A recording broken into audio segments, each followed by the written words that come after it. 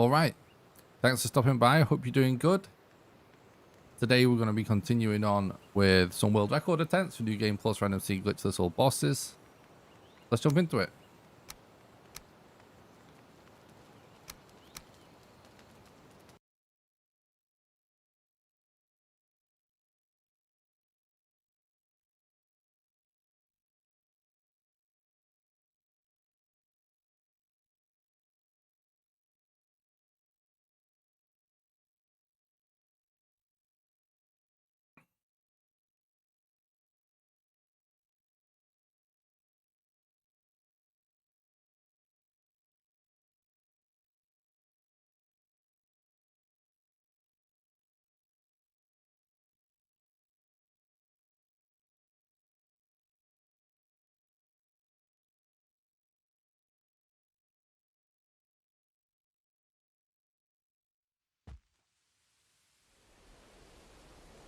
For adventure!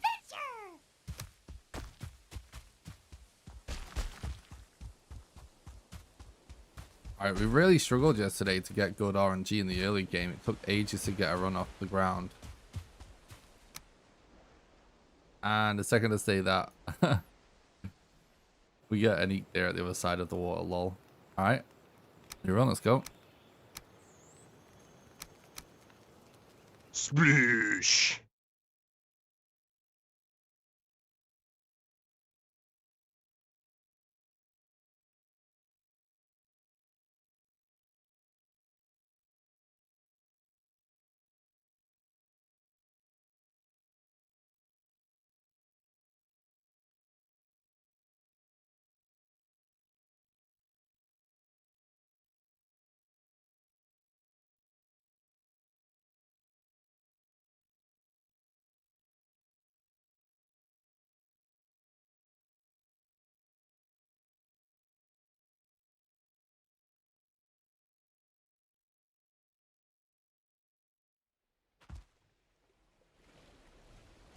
For adventure! That's quite far away.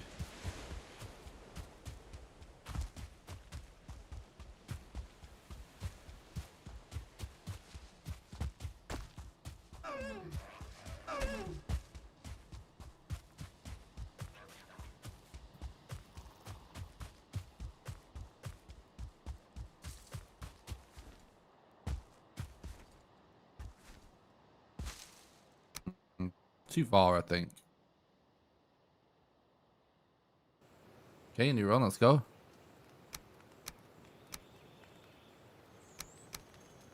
Hey, what's up, Lorelei?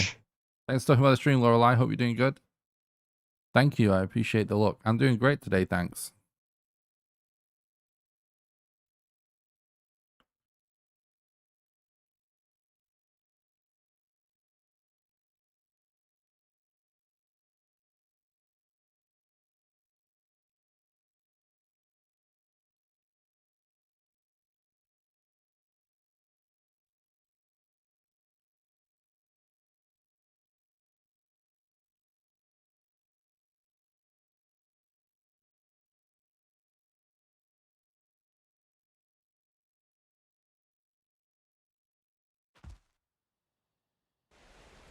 For adventure!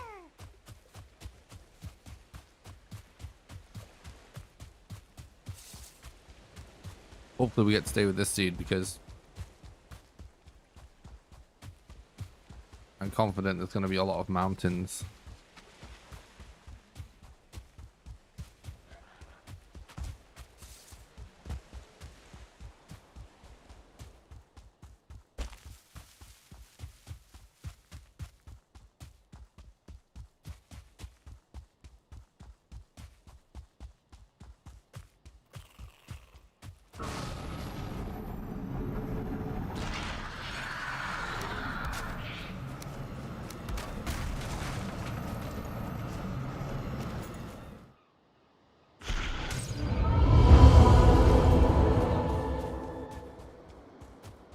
That's really good. Good start.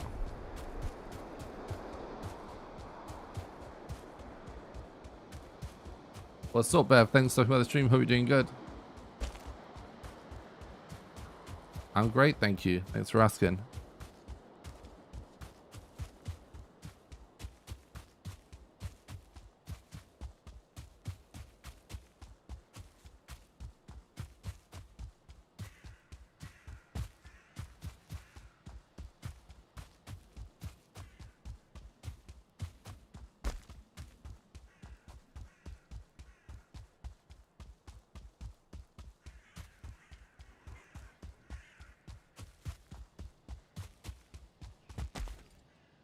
So about a 90-second Black Forest. Sub 2-minute burial. Nice. Sounds good. Can't beat chilling. Oh my god. Almost a sub 2-minute Elder Rune. That's actually crazy.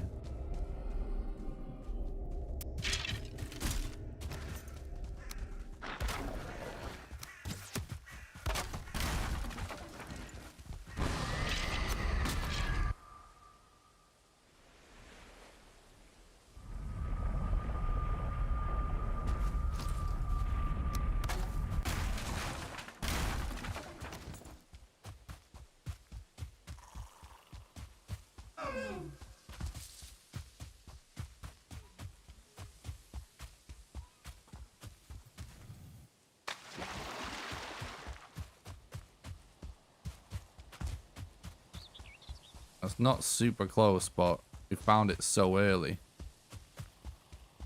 It's worth sticking with it.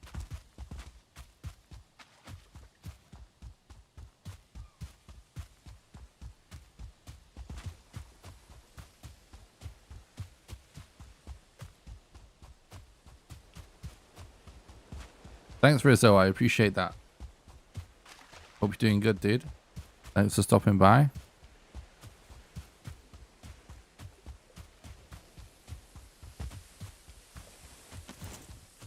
And it is across water, but we've got like perfect wind for it, basically.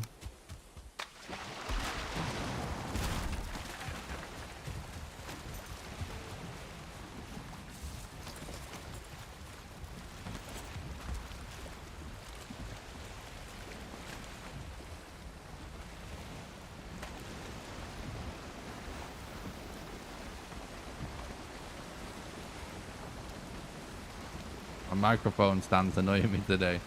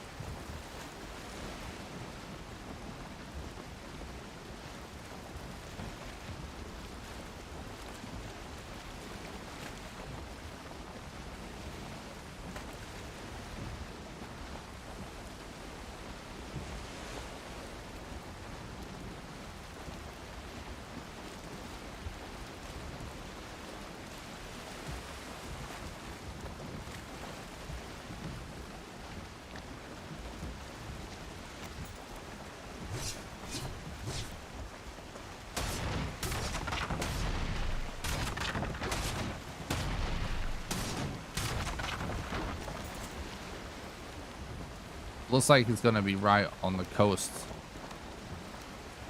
which is actually good for us.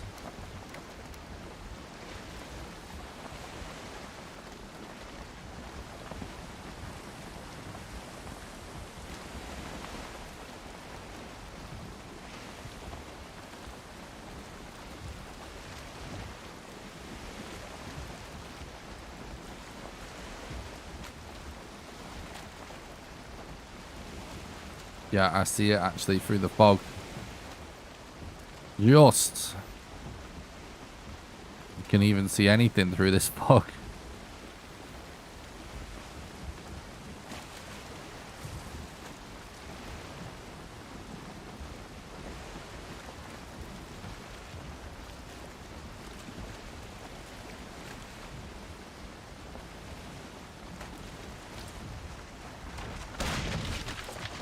Hide, bark, wood, nails.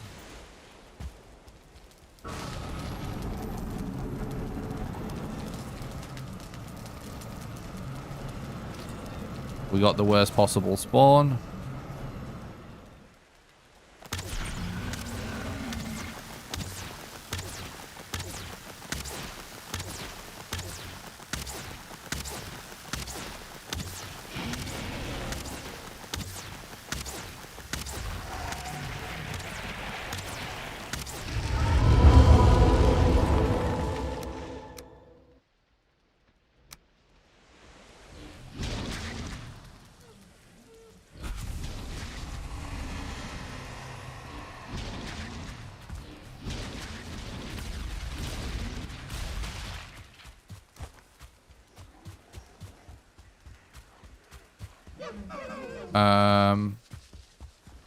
There's a small mountain over there.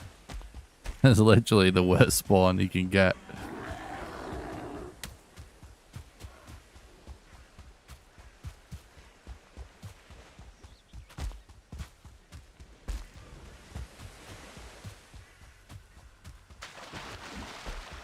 It's like the game's drunk when that happens.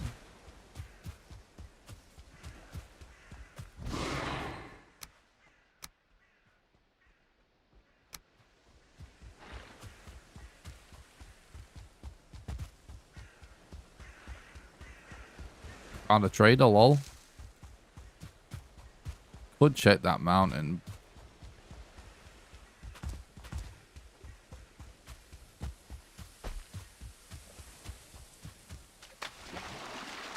Doesn't look very big though.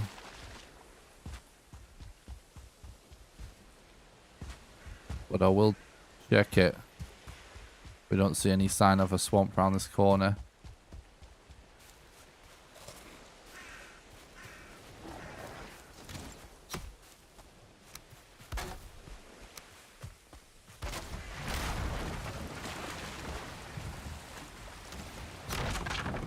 The wind is not that bad, I guess.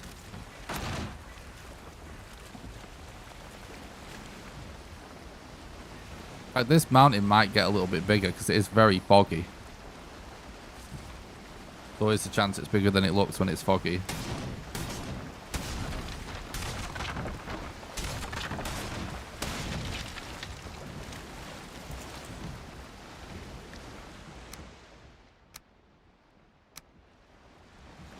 Yeah, there's no mountain over there.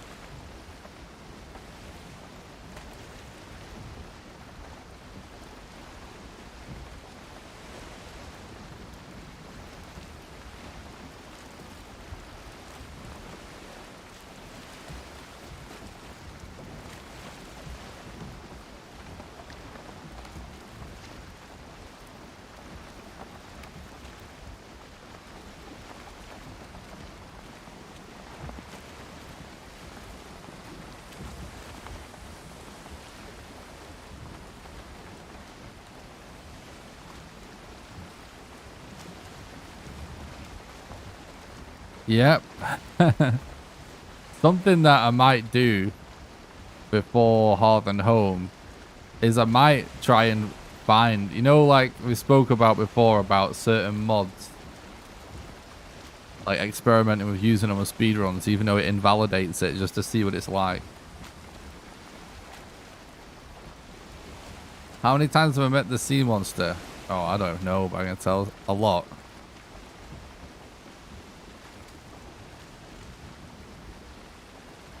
I have over 400 runs in, like, attempts at least in this category now, so it's hard to say an exact number.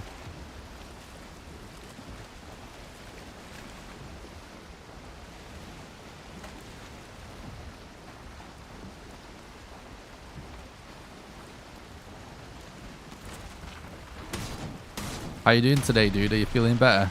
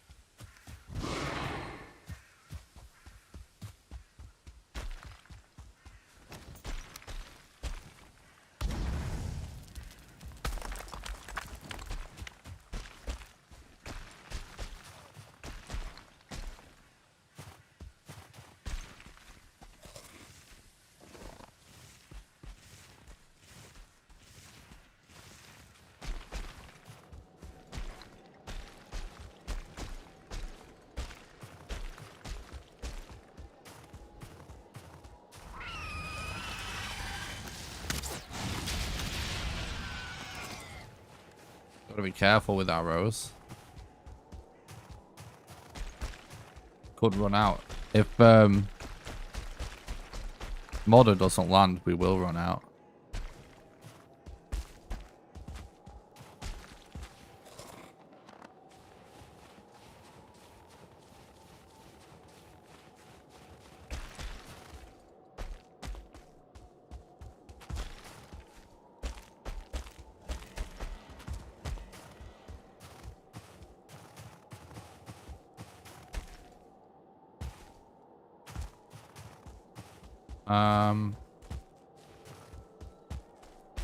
We don't see any sign of swamps,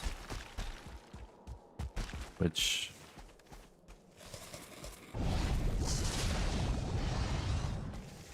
is yikes.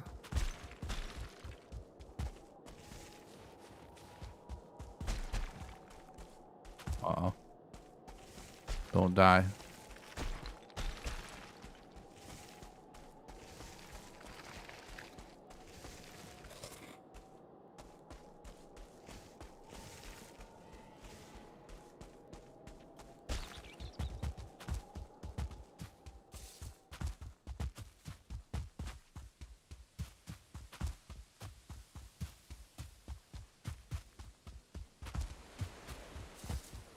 It's actually sort of weird to see so few swamps at this point.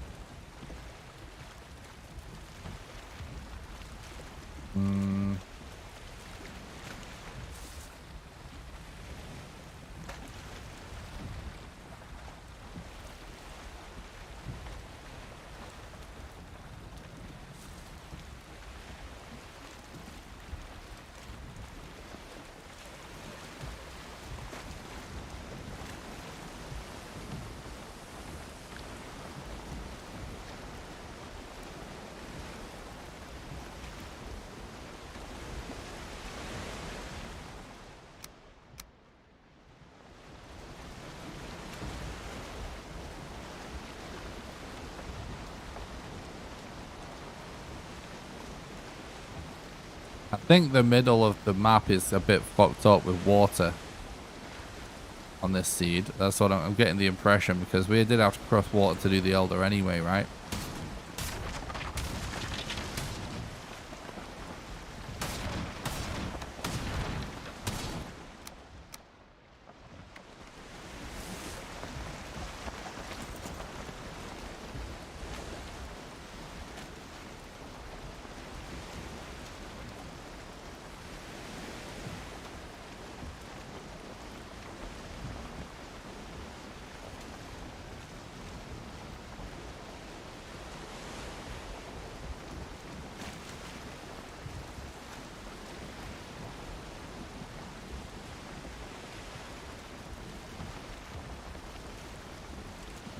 There's something that I've been thinking about, chat.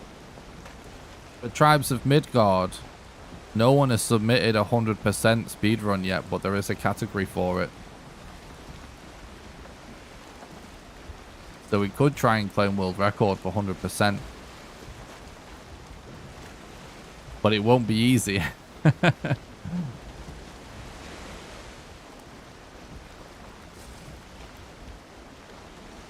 But I might attempt that in the next week or something.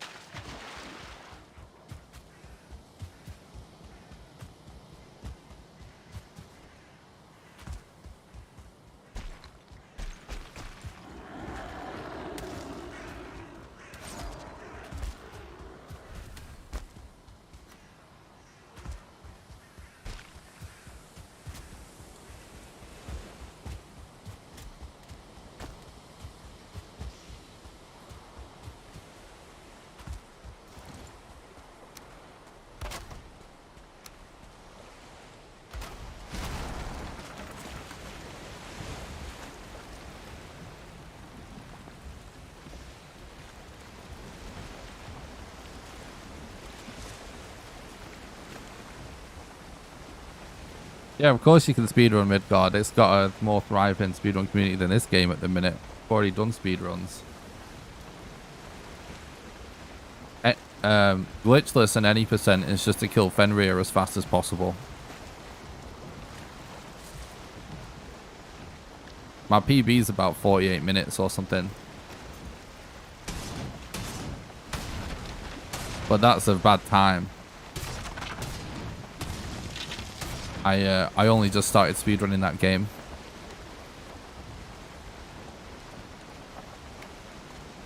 World record's like 20 something minutes.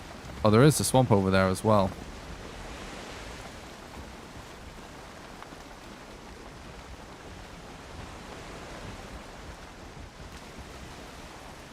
But 100%, there's a lot more to it. As with every game with questions like that with speedrunning, just go to the speedrun page on speedrun.com. If you're ever curious to learn how speedrunning works, like it's never just some automatic thing, like there's some new game comes out and so whatever people's logic, this is speedrunning is doing X. It's always like more complicated than that. There's always rule sets agreed upon by speedrunners. And you can always find the official rule set on speedrun.com and see that all the different categories as well.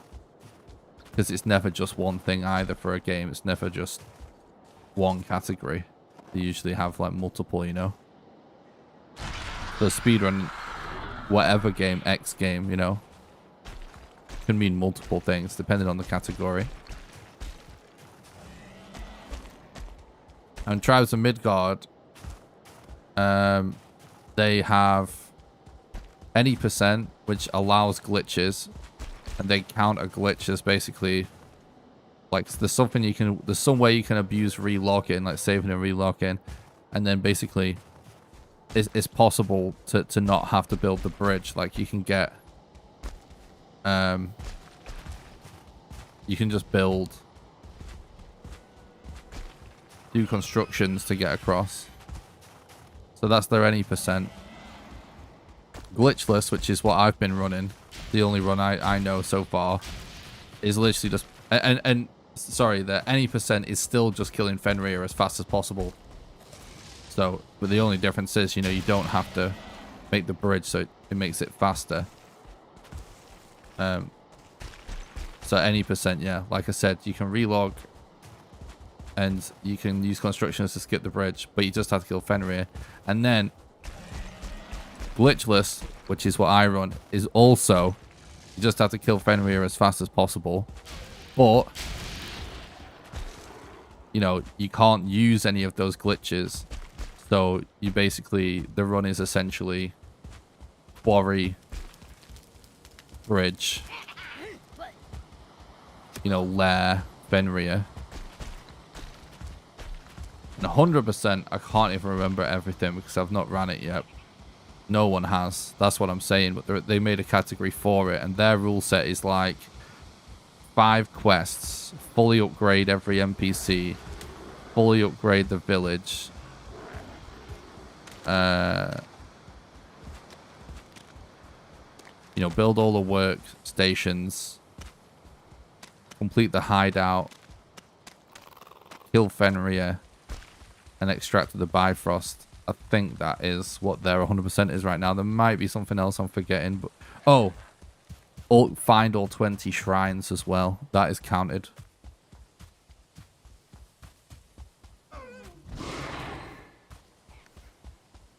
But you know, like with every game, it's just that's what the mods have agreed on, you know.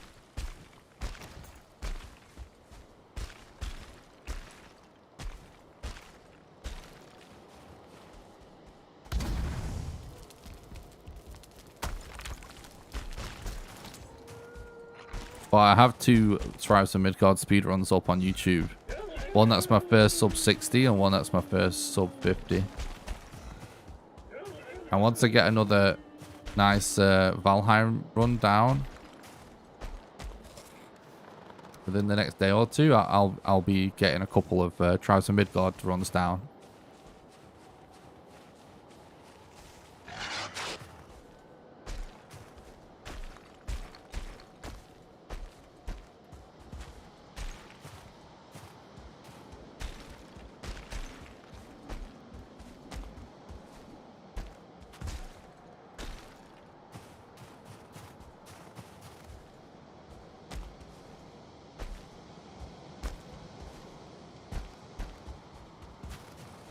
It's actually a really fun speedrun.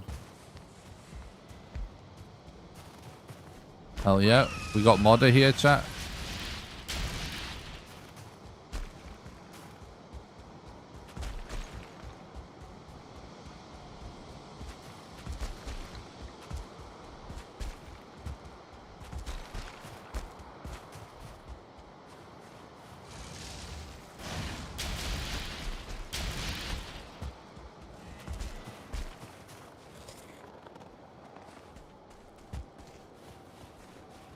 Tribes of Midgard speedrunning going forwards could be awesome. Like with if the game like continues to be updated and stuff, because they've also done the really smart thing of separating it by season, which I love, because conceivably the meta will change over time for the runs, which means like if people keep speedrunning it, people will be rerunning it each season, which that's really fun, you know, content wise to watch and to do. Means it won't get stagnant.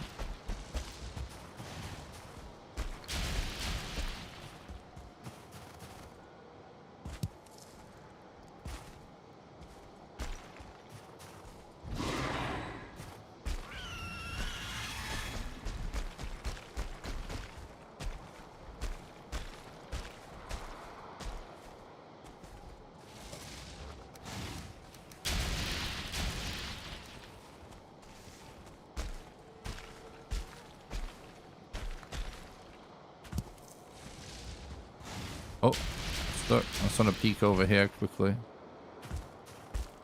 Can't see shit anyway.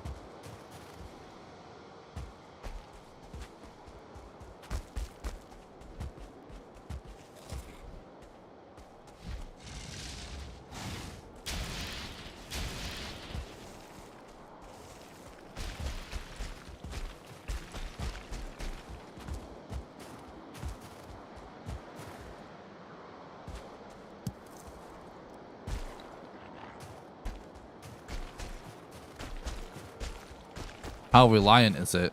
Like 100%.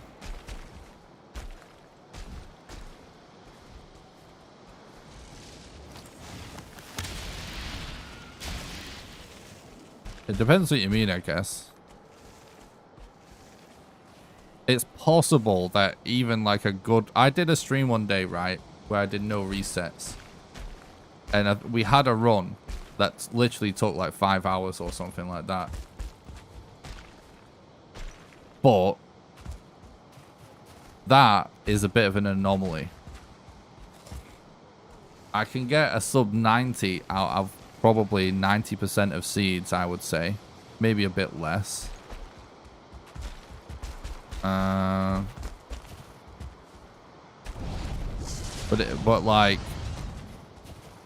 just like with any game that's randomly generated, like at this point in the game's lifespan, or this patch's lifespan, there's no way to just get world record or even like a sub 50 out of just like any old seed, you know.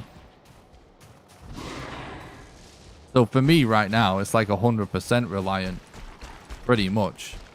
Not like 100%, I guess. Like you can definitely play seeds poorly and play seeds well, but like I won't beat Archie's time without good RNG, is no question. It's not a skill thing by this point between me and Archie for this category.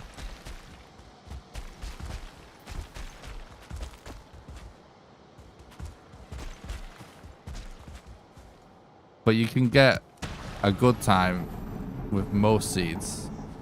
But when I say good time, I mean like sub 90. And maybe like sub 60 out of like a lot of seeds, but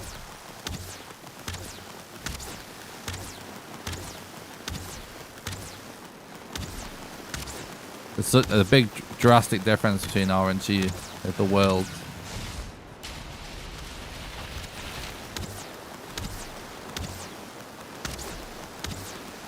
It's extremely far from being all RNG though. Despite what any like haters will say, like they couldn't like do a good time on a good deed, you know what I mean, if they just don't run the game.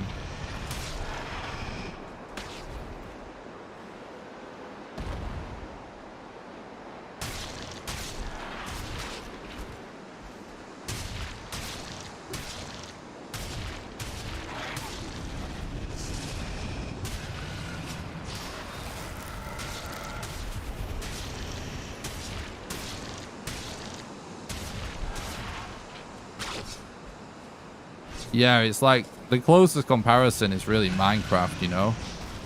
Like the way that you balance it out. You know, like any game that's just a fixed the same every time, right? That is like what most speedrun games are. But obviously the most popular speedrun game on the planet is basically Minecraft, right?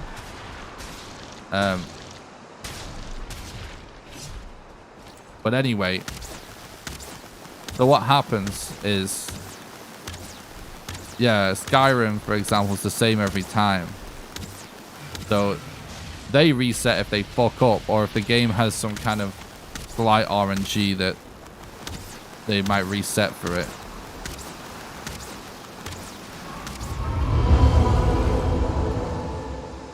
But all that happens with stuff like Minecraft and like Valheim is you counter the fact that it's random just with a lot of resets, you know. You kind of learn what all the reset points are and what kind of RNG you need to be seeing. You sort of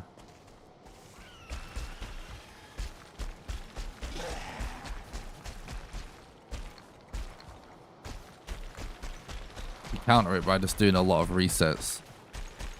You're just re-rolling to get what you want to see. You see what I mean? Whereas when you see people do a lot of resets for like games that are the same every time, they're not re-rolling. That's not what they're doing. They're not resetting to necessarily get RNG, right? It's usually just their own mistakes. They're trying to reset to do it perfectly. See what I mean? So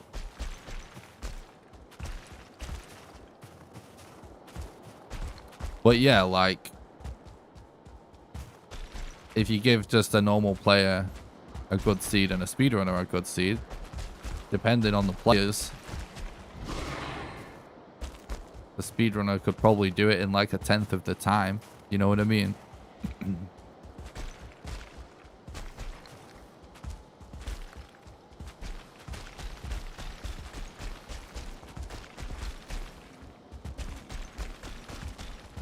So you can get a good time out of a bad seed. But like what a good time is nowhere close to the world record. That's why the difference between my time and the difference between world record right now is basically nothing. Because it's just RNG. Like you can easily close that gap just with better RNG. But you have to play well every seed still. If that makes sense. But this is why I like games that aren't the same every time to speedrun, as in for me to play as a streamer, as opposed to games that are the same every time. Is that I get bored really easily, and like everything what I just said, like that's actually fun to me. You know what I mean? Some runners wouldn't. They don't feel that way. They want it to be the same every time. But it being different every time and having to re-roll and stuff, literally like most of the fun to me.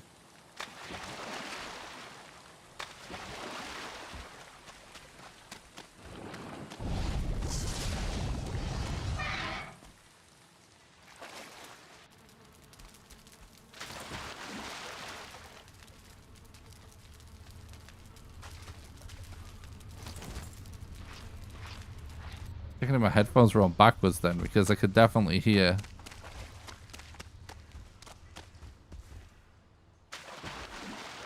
flies at the other side of the wall with no door.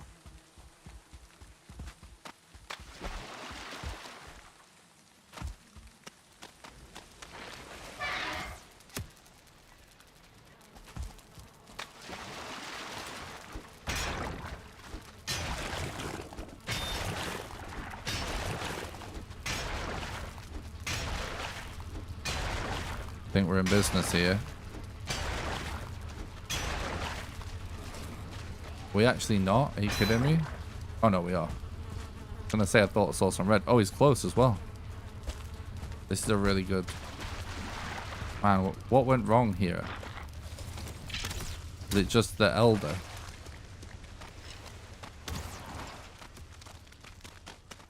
Because...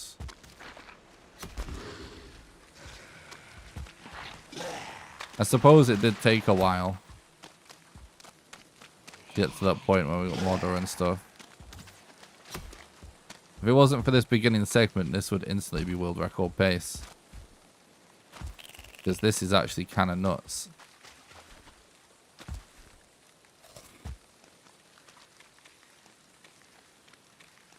Oh, the stone circle over there. We got to check that.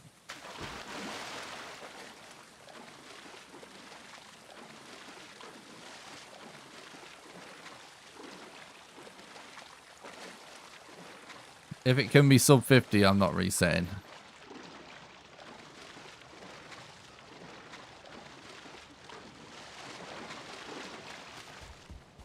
You can check YouTube. It's a good way to like gauge what I'm talking about. Just look at different people's runs of this category, or just scroll through the leaderboards on speedrun.com. There's you'll only find most of... For starters, obviously, I have more runs than anyone on YouTube in this game, but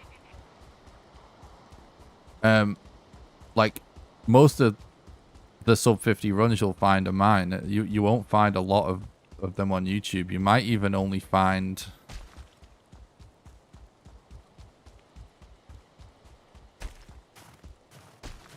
Archie might be the only person with another sub 50 run on YouTube. I'm not sure. I know Betweema, who used to run this game, said he almost got one, but I think he's at official PB is still sub 50. Sorry, it's still 50 plus. So like anything around an hour is pretty crazy. I know it seems like bizarre that compared to something like Skyrim, that like the difference would be almost 30 minutes, but the game is just so RNG.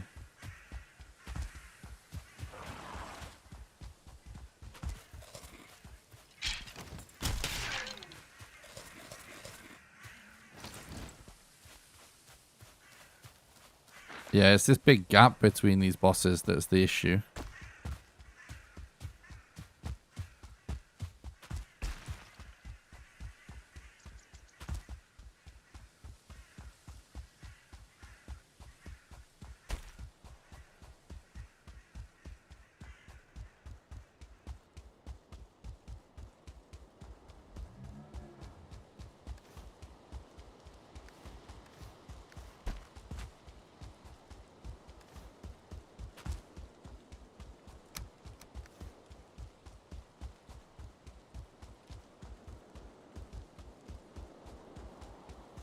This swamp's kind of eating this plane, so...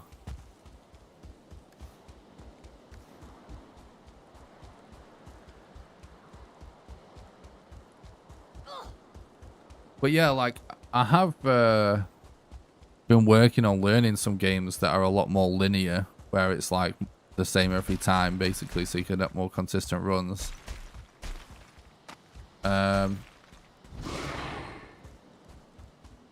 But I do just get bored of it more easily. So it's like,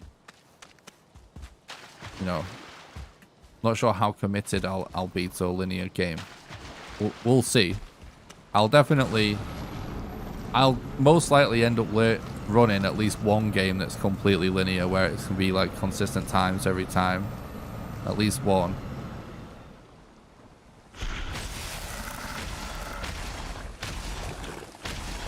But I'm not sure, like... Something I've thought is, like, I may just end up running... I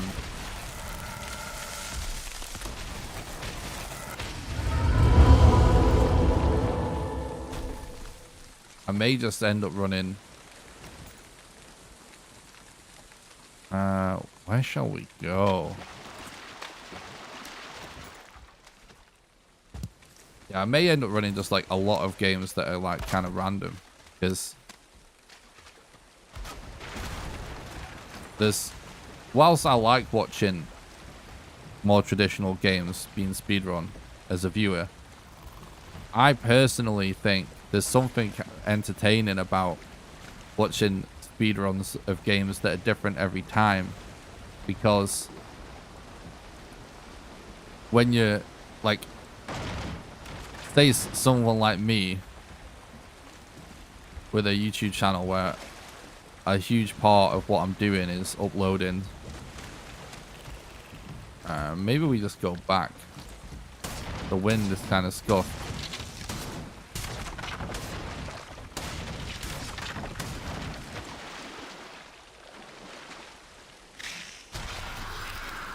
Don't fucking tell me about the nails.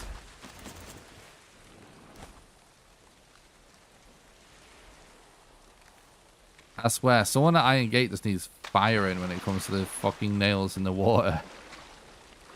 There they are.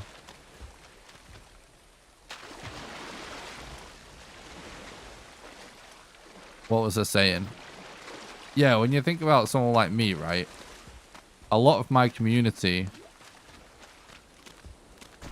they just tell me all the time, you know, I do listen to what people say, and it does have some sort of impact on what I do, right? Like, they like to just watch me do, they like just watching complete runs on YouTube. A lot of people seem to just kind of like chill putting the runs on, or like just kind of binge watching them or something, regardless of like if it's world record or not, you know, like they like to see exciting runs that are good times, but they just kind of like to watch speedruns, period, right? Any runs of the game. In a game like this, you know, I could make 10 speedruns and them all be different and unique to watch in some way. In some games, certain games, if I was to do that, every video would seem the same. You know what I mean? So there's something kind of cool about games that are randomly generated. Like Valheim, like Minecraft, like Tribes of Midgard. And I would have put more time into learning Minecraft by now, frankly, if... because I do know little bits of the run, you know. I have practiced it a few times. I've just never done a successful run. But like whenever I stream Minecraft, my chat is so toxic. Like people, it's just like the worst types of humans seem to come out of the woodworks when I play Minecraft and show up in the chat. How toxic a community is has an impact on the kind of games I want to do. But it's something I've thought about when it comes to speedrunning. Like, I'm definitely going to speedrun more games. But I'm not, but like, I might end up speedrunning like a lot of random games. Like, randomly generated games.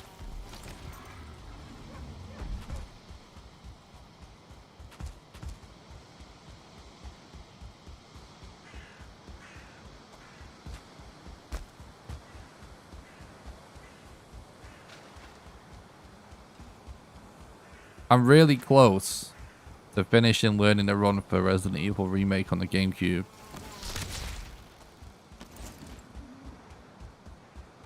And the amount of time I've invested into that should finish learning it.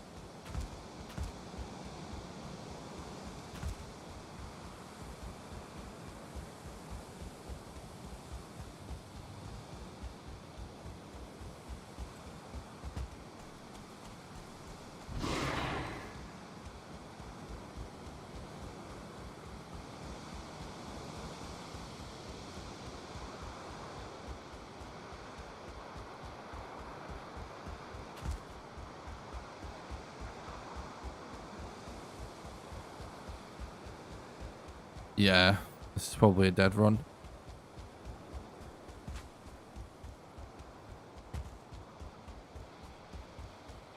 Usually, when you find a stone circle with no stone on it, it means the boss is quite far away. Now, the drop rate is lower anyway on your glove stuff, so there's sort of a chance he's still close, but probably not. Like, it's still possible to have a stone circle like that with no rune on it right next to your cloth. That's still possible. We've literally tested it. But there is definitely a higher chance for the runes to appear on... Anytime you're looking for any boss and you're looking at a rune spawn and you check and see if it's there or not, like, there's always a higher chance if it's actually close to the boss.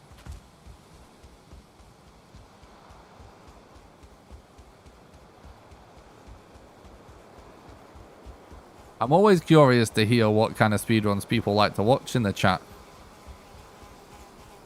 Are there, what games do people like to watch speedrun? I'm curious.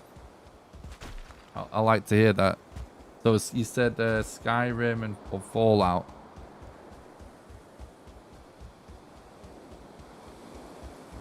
I actually haven't watched much speedruns of those games, but I can see them being really cool.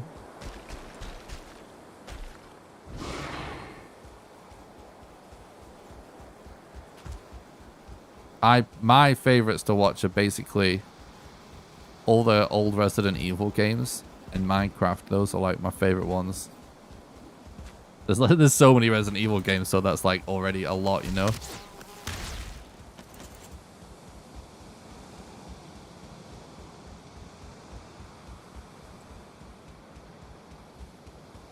Well, I mainly watch like Resident Evil 1, 2, 3, 1 remake,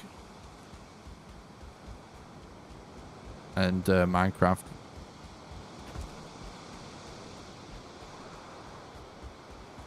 Another stone circle in a forest. Yeah. GG. Wouldn't have mattered if we got world record pace anyways. You're on, let's go. Because there's bad planes RNG. Sploosh. So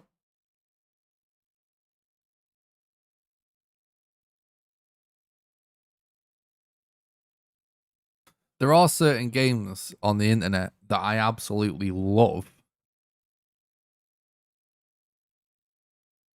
It's the first time watching it. Interesting. Nice.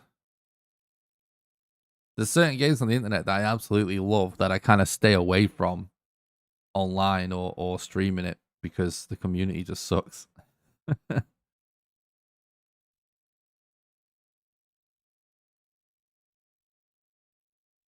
What's up, Icy Pixel? Thanks for stopping by. Hope you're doing good, dude. Ready for adventure!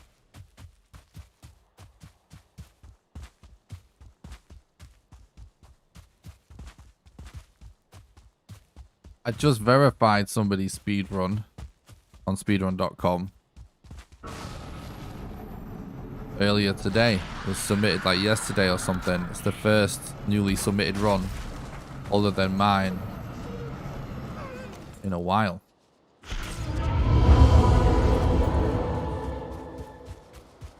That's pretty cool.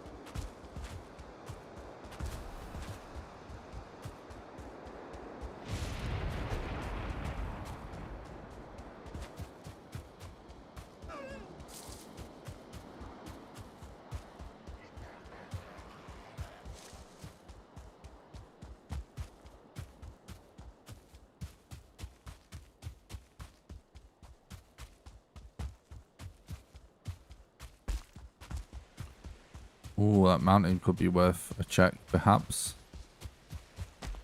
There is a black forest over there too, so...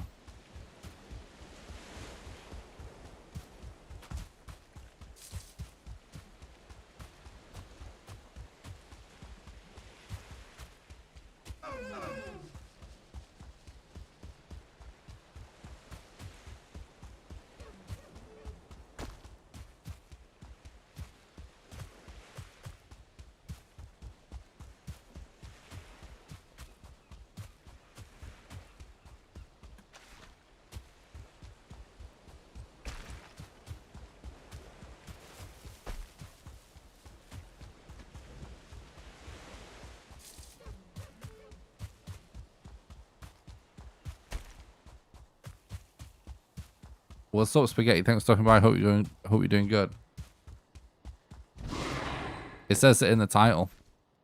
New game plus random seed glitchless all bosses. You can check the link in the description to the speedrun.com page to view the official categories. This is one of them. But there are many categories, like with every game.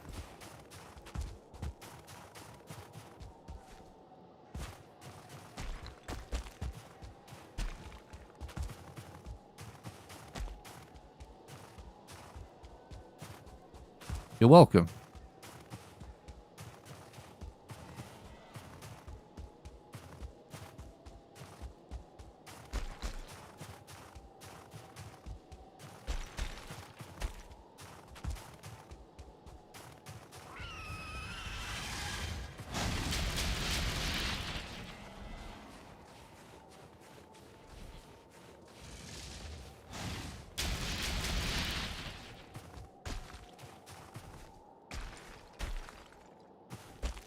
At this point, guys, if anyone wants to do a speedrun of this game before Hearth and Home, most likely going to be me verifying the run. Just so you know.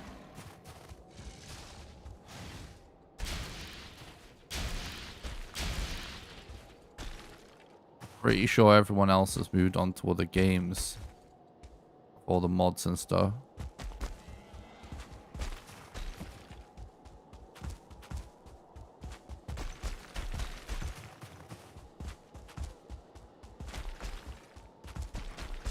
Although I know for a fact Archie will be back.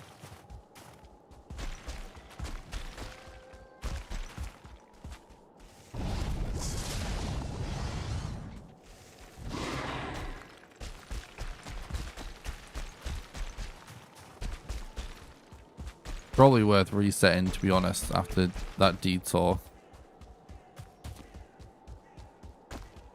How do you verify a run? So first of all, if someone wants to submit a run, you go to speedrun.com/Valheim, right?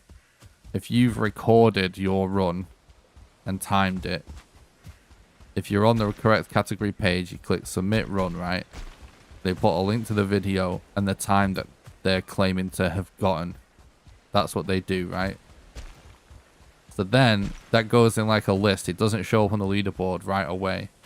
Anyone that is a verifier or above, so I'm a super mod, which means that's the highest level. It means that I can add and remove other super mods and mods. And anything from moderators upwards can actually add new categories, and verifiers can only verify, right? This is all like how speedrun.com works. So then all the submitted runs go in a list, and if you're a verifier above, when you log into speedrun.com, you run, by the way, you can click on that run and you'll see what the videos they've linked to and the time they're claiming.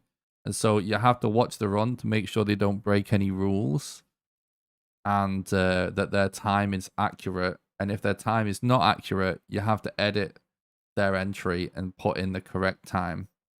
And as long as they have not cheated, they've complied with all of the rules, you then just click verify and then it goes on the leaderboard. And that's why the speedrun.com leaderboards for any game are the only really official way for anyone to claim any time or world record or anything. So anyone claiming really to have a run in a certain game, you know, if it's not been submitted, it's sort of like unofficial, if that makes sense.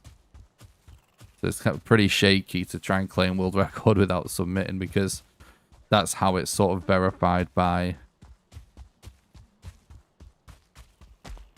you know, trusted and knowledgeable people in the community.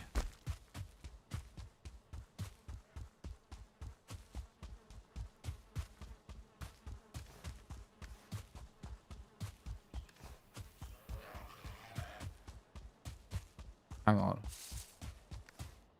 Did we not actually?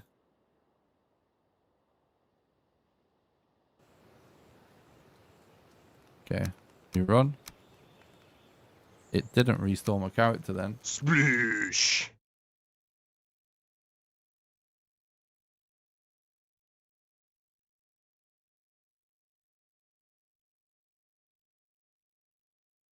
I should say that's how you do it if you're a good moderator.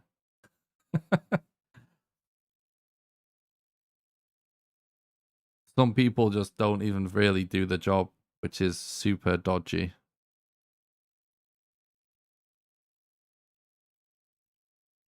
And that's why you need super mods that can remove other super mods and whatnot.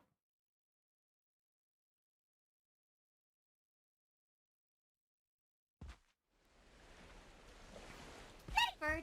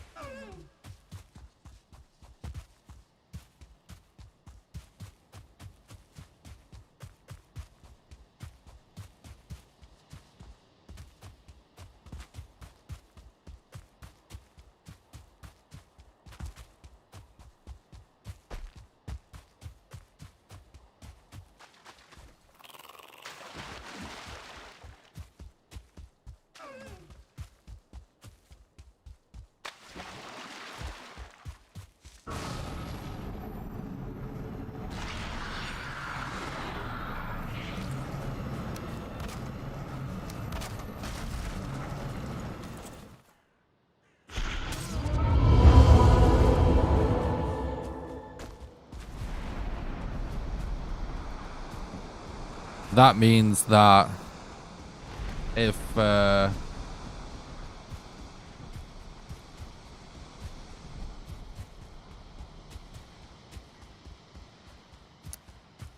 person verifying the run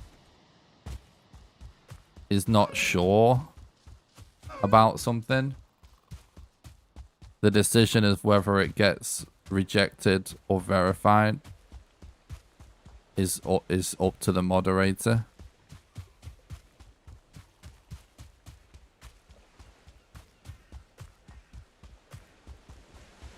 If it is something that's sort of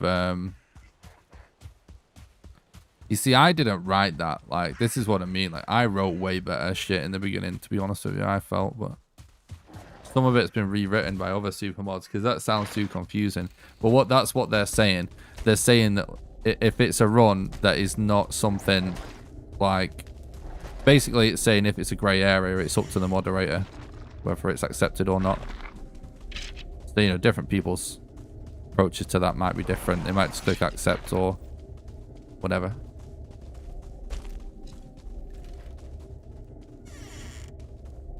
It's a certain type of person that wants to word things to sound clever. And a different type of person that just wants to word things so that everybody understands it. I typically would always go with the option so that everyone understands it.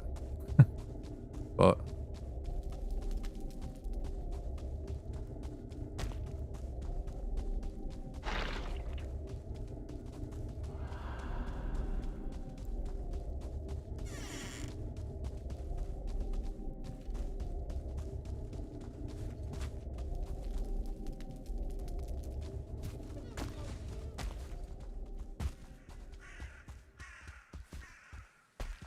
you're welcome.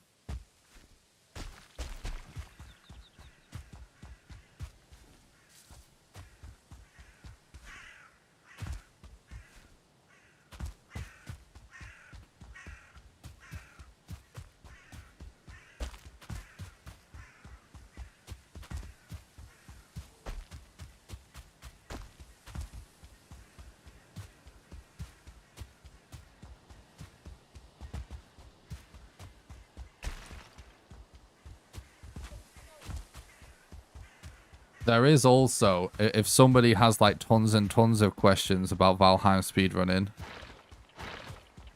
I'm probably the best person to ask right now, but like if you just have too many questions for me to really answer during a live stream, you can always just join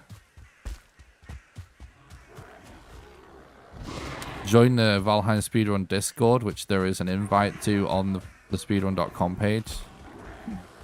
And there's tons of people in there that will answer your questions. Archie in particular tends to reply to everybody in there, and you can definitely trust Archie. I wouldn't necessarily, like, there's lots of helpful people in there that definitely help you out, but you just got to bear in mind that, like, none of them are really active runners at this point. But they'll still help you with a ton of shit. But Archie, definitely, like, you can trust everything he says, and he'll reply to everything.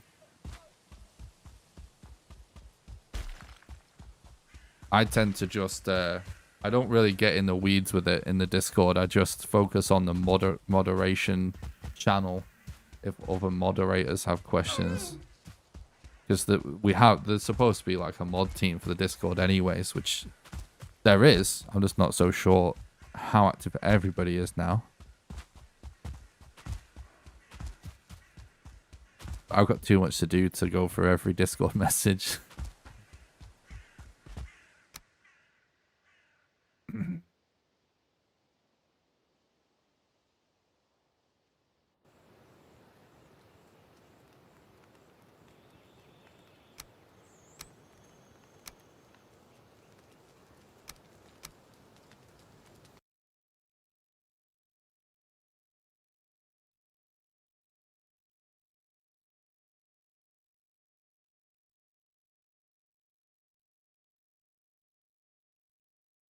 But I think the super mods are like yellow or something in the speedrun Discord. Yeah.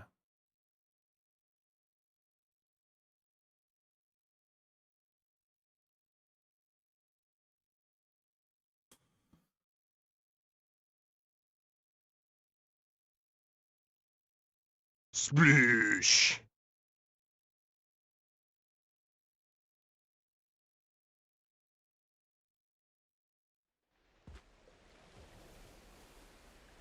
Ready for adventure! Oh my god, I accidentally pressed my hammer button.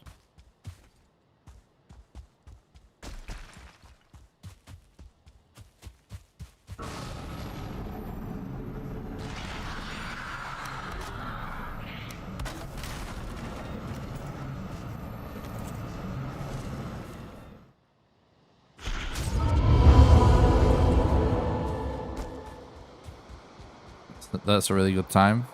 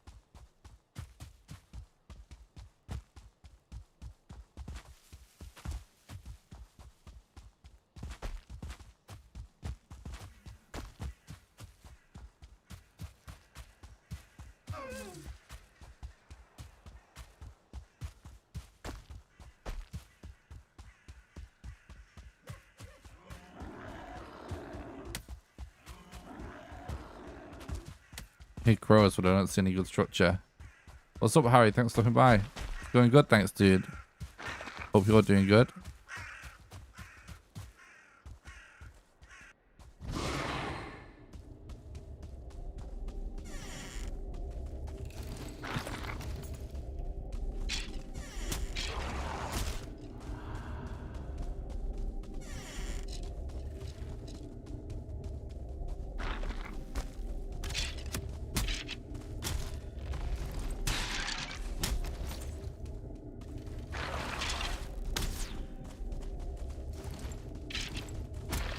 Only skeletons in this little area.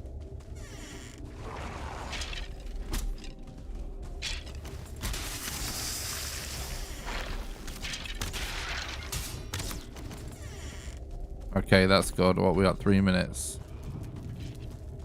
So we're in sort of northeast-ish.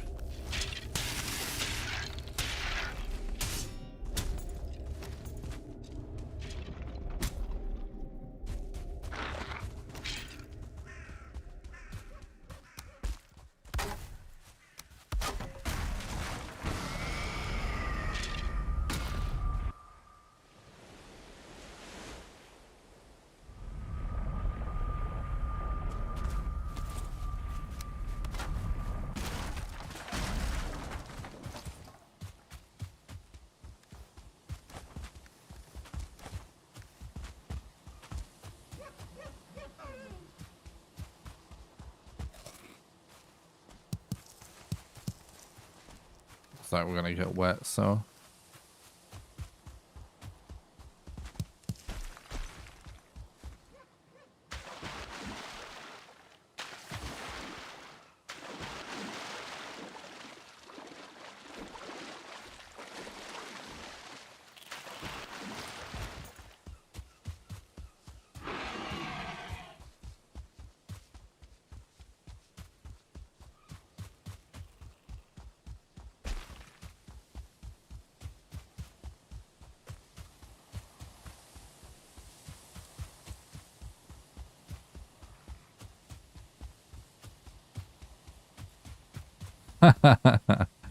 Nice.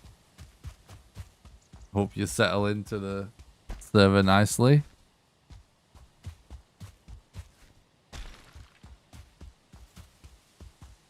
To figure out when I'm going to do this server stream.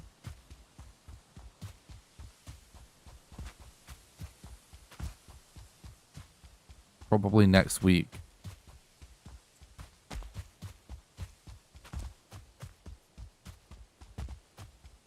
Nice.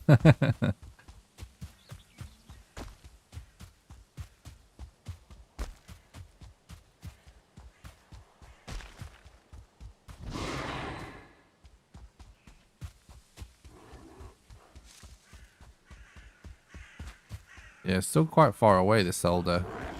Again, it was getting another day where we just have bad RNG in the early game.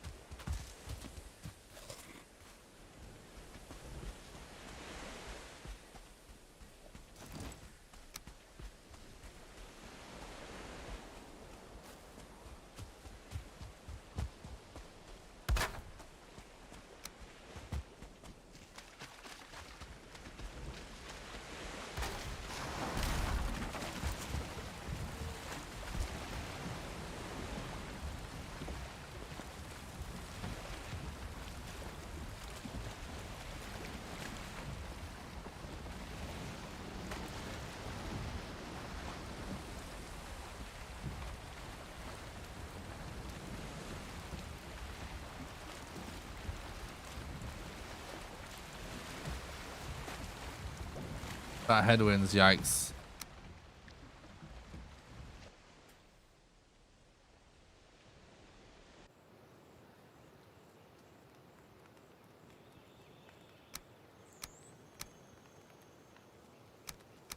Okay. You run. Sploosh.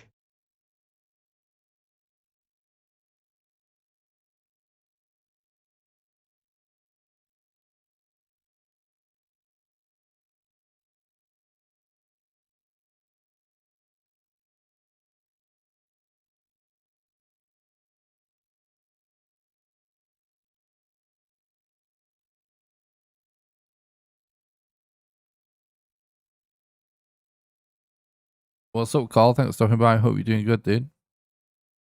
I am good, thanks. Thanks for asking.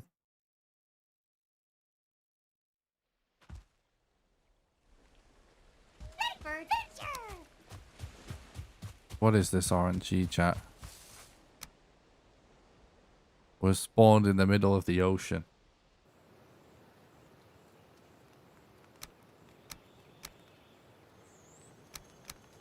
Sploosh.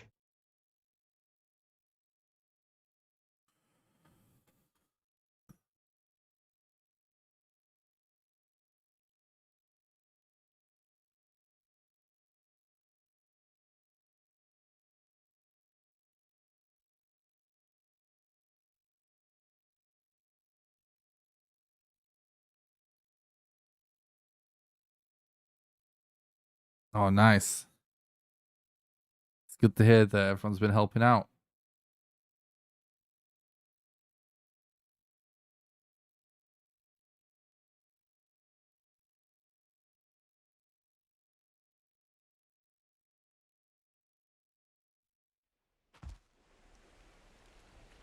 Ready for adventure!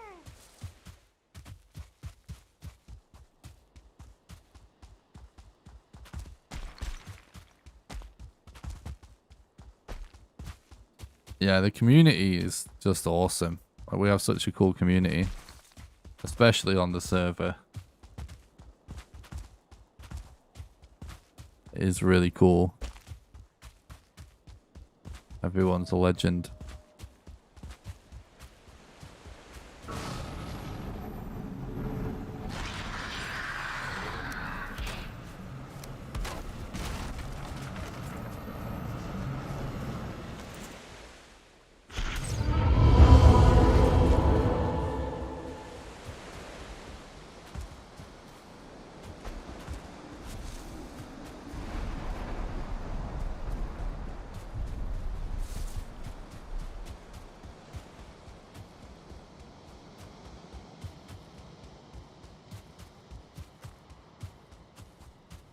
Yeah.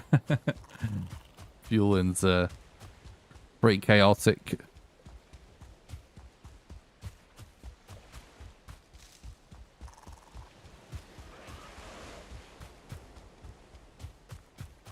It's gonna be really cool to see like what happens with the server with Hearth and Home as well.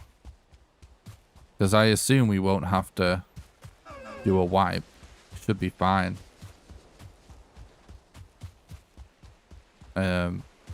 So yeah, it's gonna be cool to see like what people do with the new stuff on the server.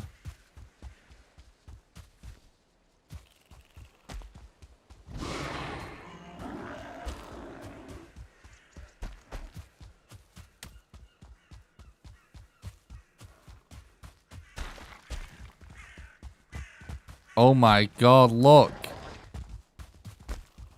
You can't even get in this one. Jesus.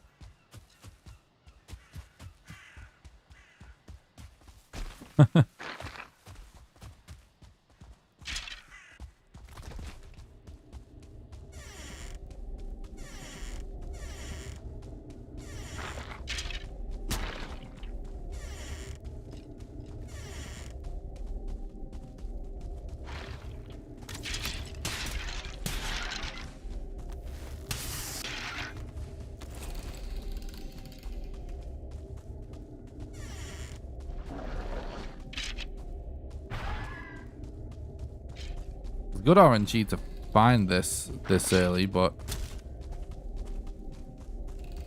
we're not getting any rune spawns, are we?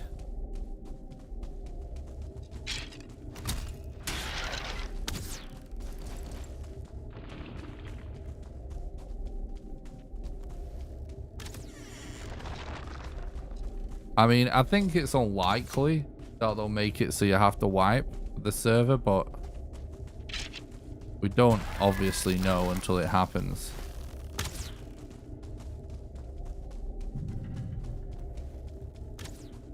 Oh. I'm actually stuck. I don't know. I'm leaving.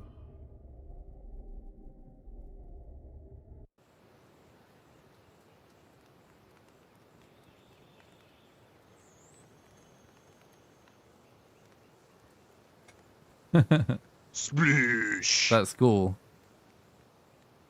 All right, new run. Let's go. It was probably Nell, I'm guessing.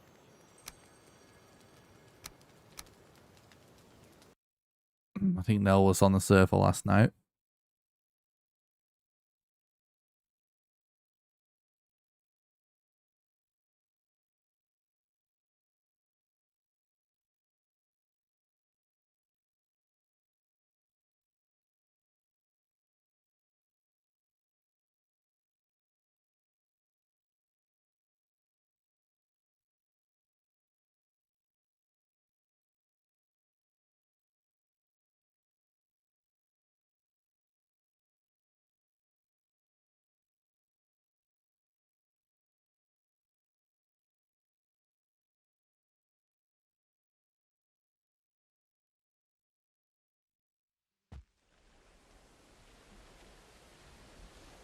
Ready for adventure!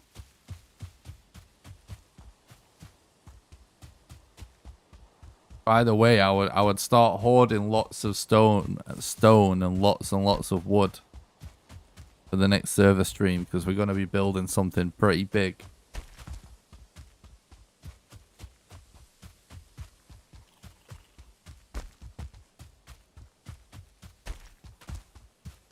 So if you want to help out,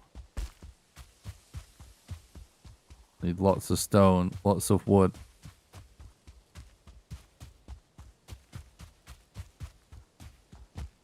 Wood's not an issue, yeah, with the crazy wood farm.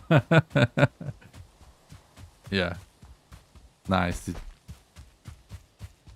How many times have you done that wood farm thing that we did last time or so? Oh, I didn't freaking reset my character again. Game's been a bit slow today, chat.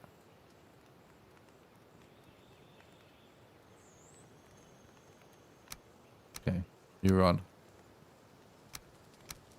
Sploosh.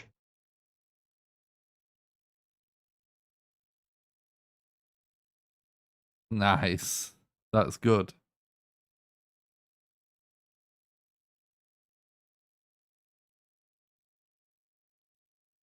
Perfect.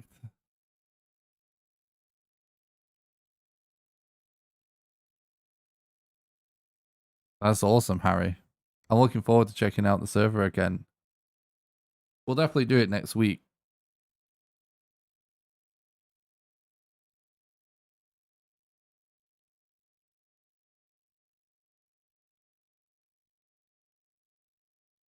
This speedrun category is driving me fucking nuts right now, chat, to be honest, with the amount of resets in the early game we're having to do. Can't believe this. Getting so unlucky.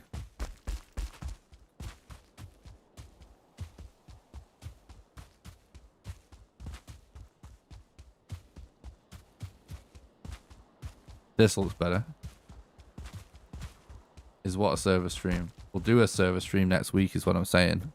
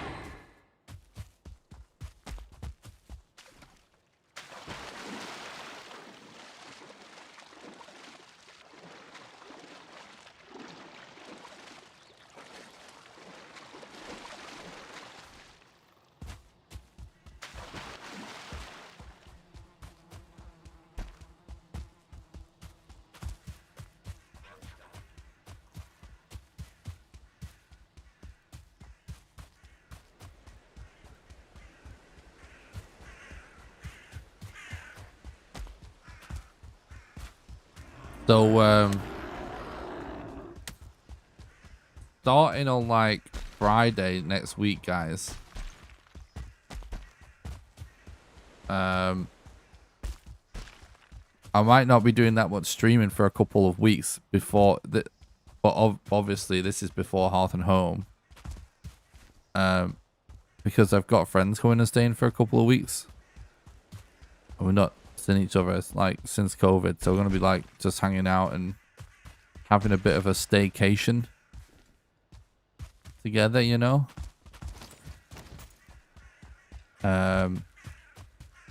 But I'm not 100% decided what I'm going to do yet whilst he's here. We'll probably like stream every so often during those 2 weeks.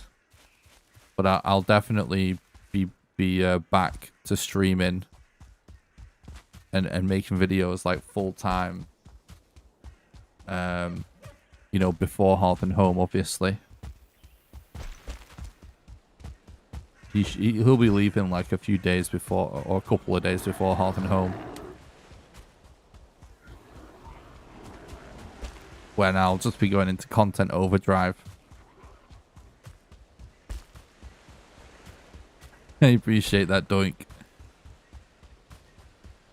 But yeah, right now I'm thinking like maybe we just do some sort of co-op stream together every few days, or maybe like I could just do the occasional stream on my own even. So it'll be like me and my mate playing a game together, or just me doing like a normal stream, but just every few days whilst he's here. Something like that.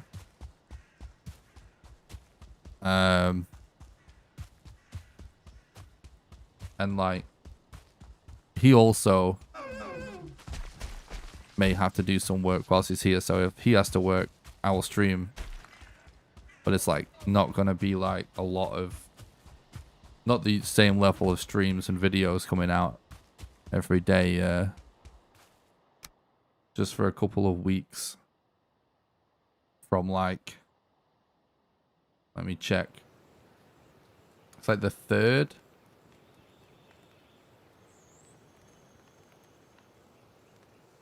Until like the 13th, pretty much.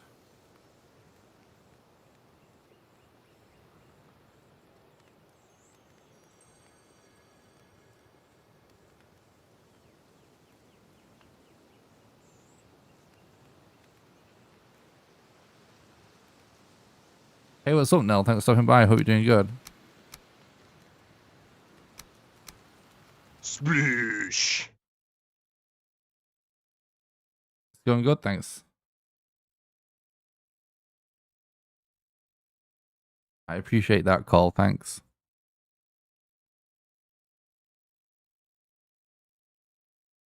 But yeah, that's what I'm thinking. There's no need to completely ghost for a couple of weeks, and there's also no need to make it so like we're streaming every night either. You know what I mean? Because say we could, right, figure out a way for us to play some co-op game a little bit, you know, like each day or something together. So like Tom will be on stream as well.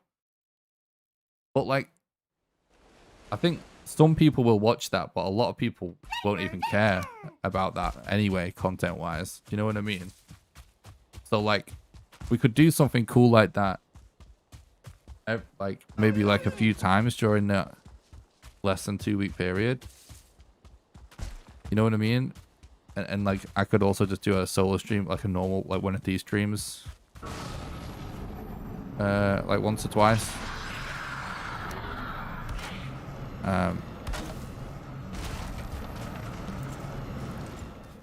That's what I'm thinking anyway.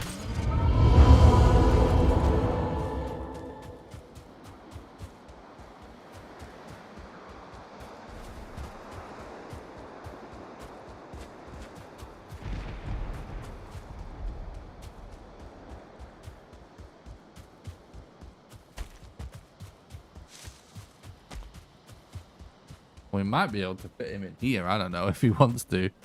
It's just I'm trying to avoid taking my whole stream setup apart and moving it to the living room where we'll be playing games together.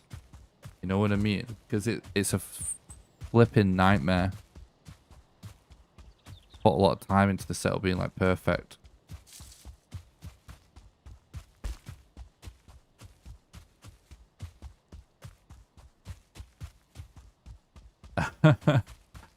I mean, if 1 is the max, then 1. I really enjoyed Valheim in Reverse because it was actually a challenge. This game's not very hard to me anymore. It's just like down to RNG really. I actually really enjoyed it. I got bored and frustrated with looking for bones a few times, but whenever I felt like that, I just didn't stream for quite as long. You know what I mean? There was a lot of pigs. That was definitely what I call a bore stone. Like some of those stones that tell you a bit of a story. Whenever they're about the boars, a lot of boar actually spawn around it, which is pretty interesting. And it would be a super awesome fact if they actually respawned, but they don't. I don't know why, but I've always like thought it made sense for the same number of boar to respawn after a certain amount of time, because then you could actually mark those stones and farm them, you know. But yeah, they don't. But when you first find them, there's always a lot of boar next to a boar stone. So pretty useless fact. What is this?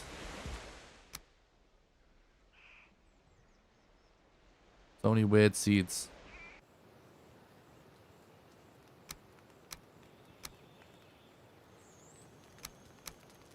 Sploosh.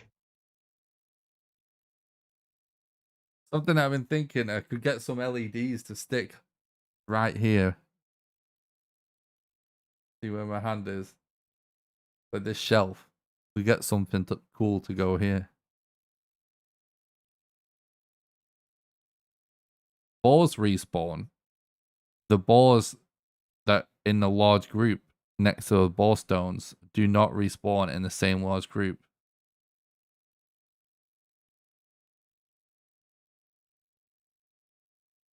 Boars will just randomly respawn in the world all the time. But when you first find a boar stone that's surrounded by boar, that won't happen again once you kill them all. If you see it again, it's a different stone. We did a super long playthrough of the game where I basically crafted and fully upgraded every weapon. Well, everything that you can. And then and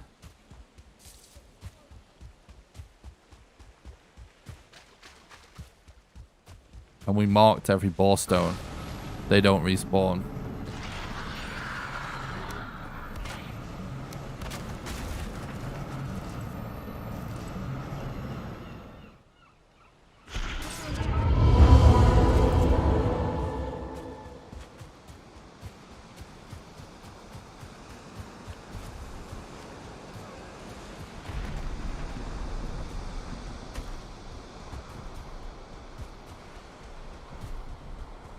Yeah. Yeah, I mean, it's just sort of RNG. You'll definitely, there's a good chance you just see the occasional boar, but yeah, it's not like the same quantity.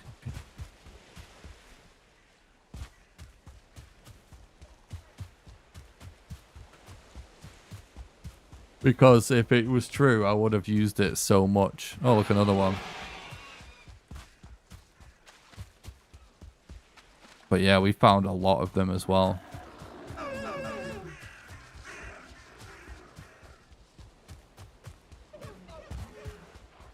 No. We have a scuffed black forest.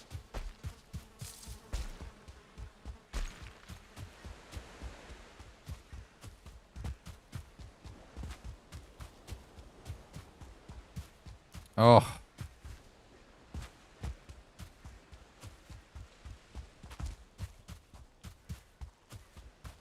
Yikes. It's not looking good. We spawned on a tiny island. Man. The RNG today is just terrible.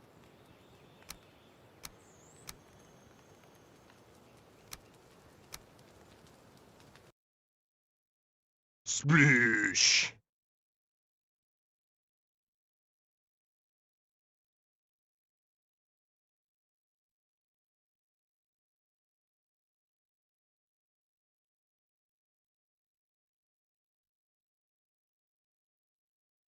A scuffed black forest is just a black forest that's scuffed. You know? Scuffed. Like, it's bad. It's ruined. It's not good. It's dodgy. Ready for adventure!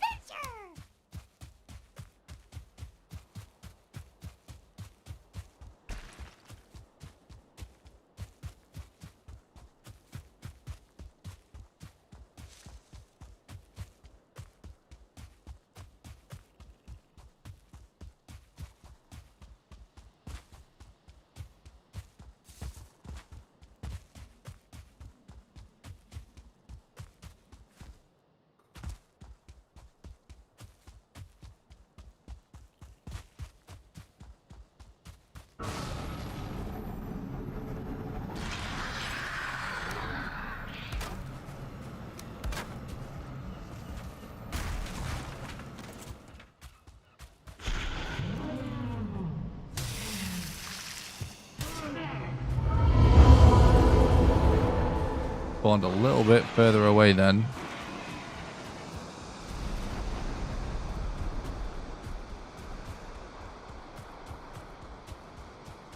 Basically, there's something that can happen with the world gen where if it starts to randomly generate a certain biome on the edge of another biome, if the world gen also decided there should be water there, it can kind of like cut off the we need to remember to go northeast of spawn. It can kind of cut off the world gen and it sort of cancels out the rest of the biome, so you just end up with a tiny patch of a biome on the coast, and those like are useless. Like you won't find a rune for the next boss in there. So that's what I was talking about. Obviously you can't really use a black forest that is like a few meters in diameter.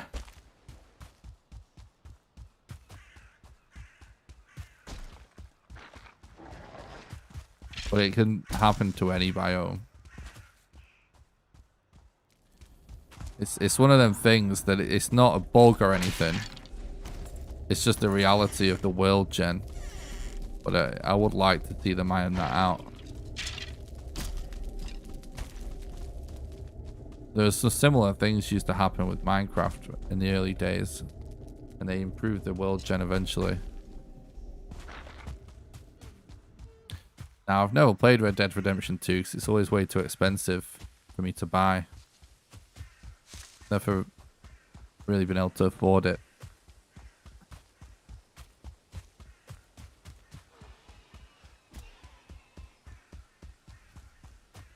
I beat Red Dead Redemption on the 360 back in the day.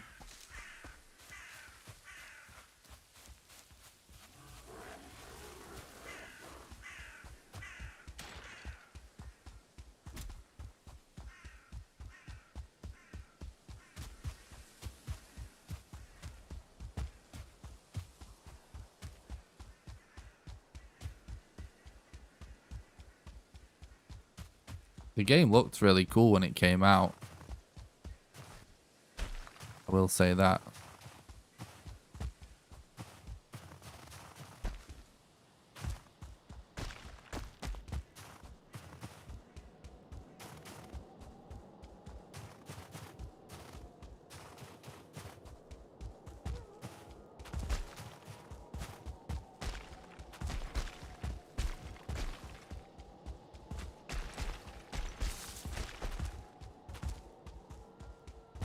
And I loved Red Dead Redemption. It's actually one of my favorite video game endings ever.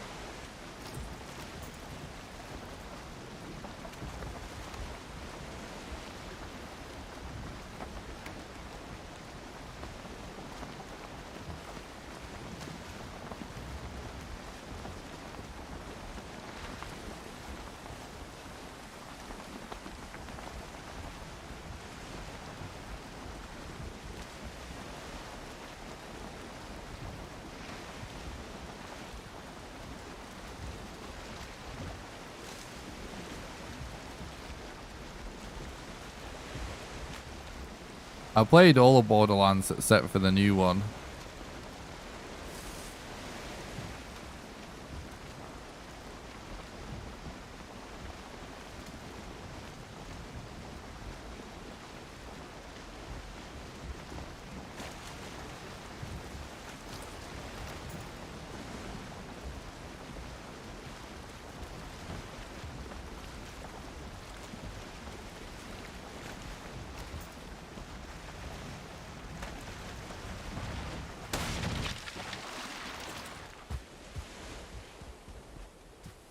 Fuck's sake.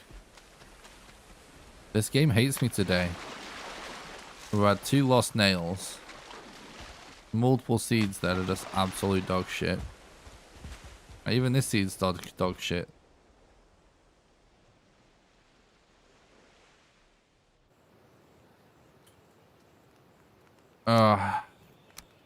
It gets rough running this game sometimes when Sploosh. you just get back to back to back to terrible seeds.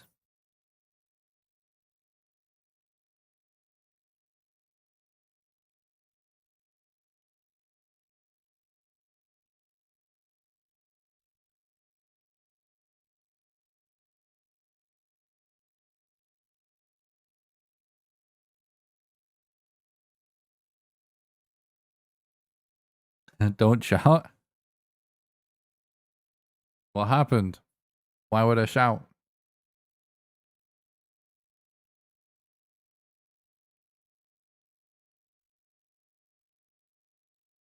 That's why my voice is going a bit. That's super weird. Ready for adventure!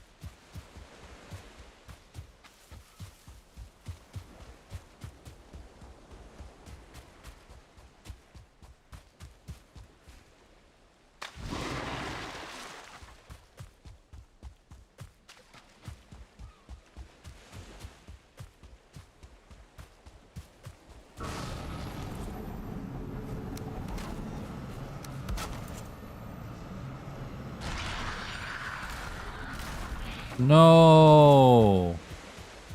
Is that... Now that is a bug.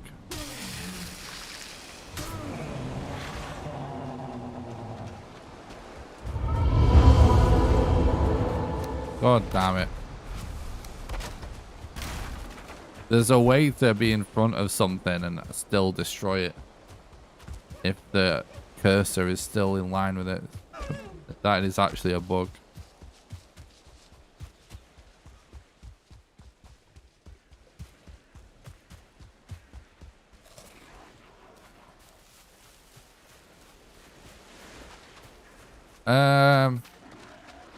I don't try to be an E or an 18 plus stream.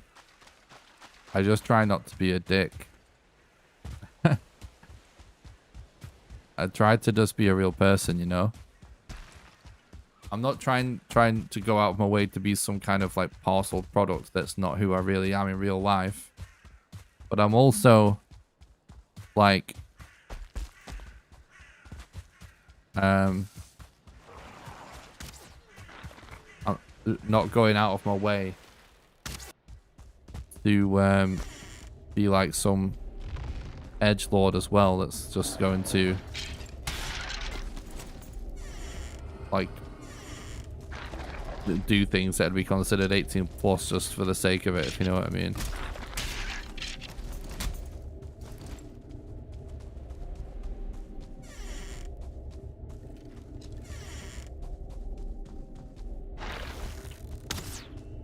I definitely wouldn't say E for everybody, because I totally will swear and stuff, but like, and I don't necessarily try to avoid it. It's just, you know, it will be like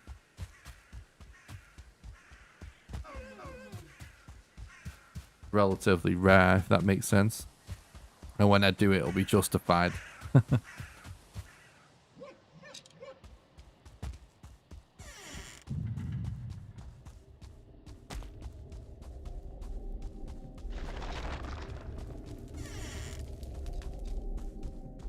What's like a PG? I don't know. It's probably more like that these days. I used to, I think a lot of people, when they're somewhat new to streaming, right? A certain type of personality, like I was kind of like this in the beginning. There's an aspect of it of sort of being like, you're a little bit rebellious or something, let's say, to kind of overuse the freedom to do whatever the hell you want. And so you'll be like, oh, I'm just being me, but subconsciously you really are kind of like overdoing it with the swearing and the things you talk, like you'll talk about. Maybe you think it's kind of like funny to talk about outrageous things or say outrageous things or say out certain crazy things to people in the chat and whatnot, like, because subconsciously you're just acting out in a way that you kind of like hyped because you're allowed to do it, if that makes sense. Because you do have so much freedom as a creative person on streaming platforms. But I've been doing this for so long now, I honestly don't care about any of that. And like, I just try not to be cringe or annoying, because Sploosh. and it's only like, it's not even necessarily something I'm consciously doing. It's just I evaluate myself in that way, because when I watch streams, I just turn streams off when people are cringe. Being cringe is what I would say is a pretty, it means a lot of things, but I would say it's the number one reason why I turn a stream off.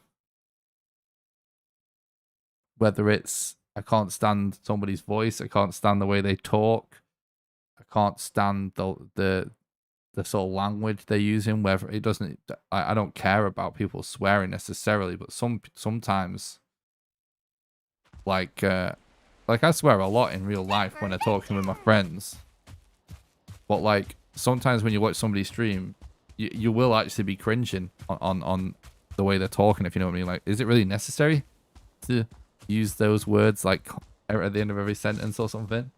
You know what I mean? Or like, one of my least favorite things is something that we're actually kind of sort of doing right now, but it's I'll give it a pass right in this situation because I'm talking to chat. But generally, when streamers talk too much about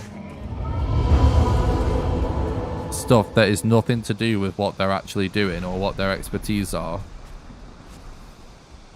it's just it goes bad poorly. You know what I mean? So I tried to kind of stay on topic generally. I don't care about going off topic a little bit, but I try to just keep it about video games for the most part, because, you know,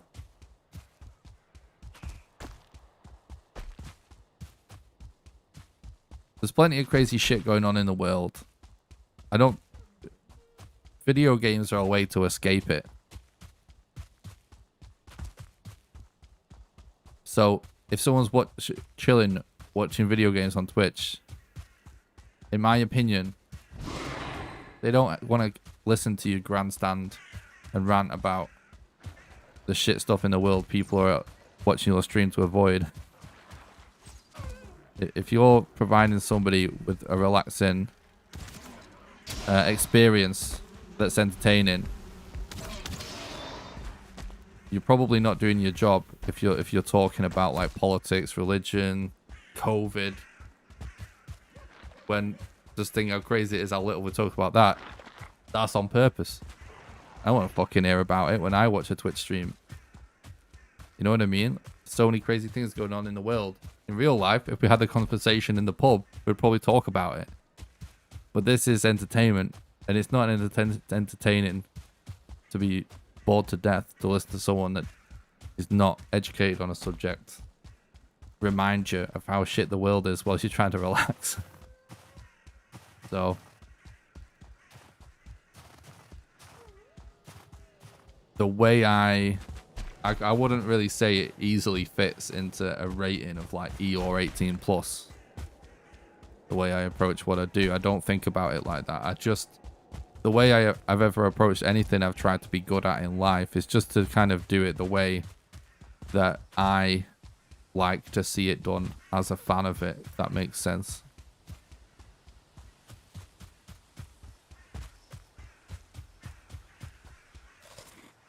Thanks, Nell. Appreciate that.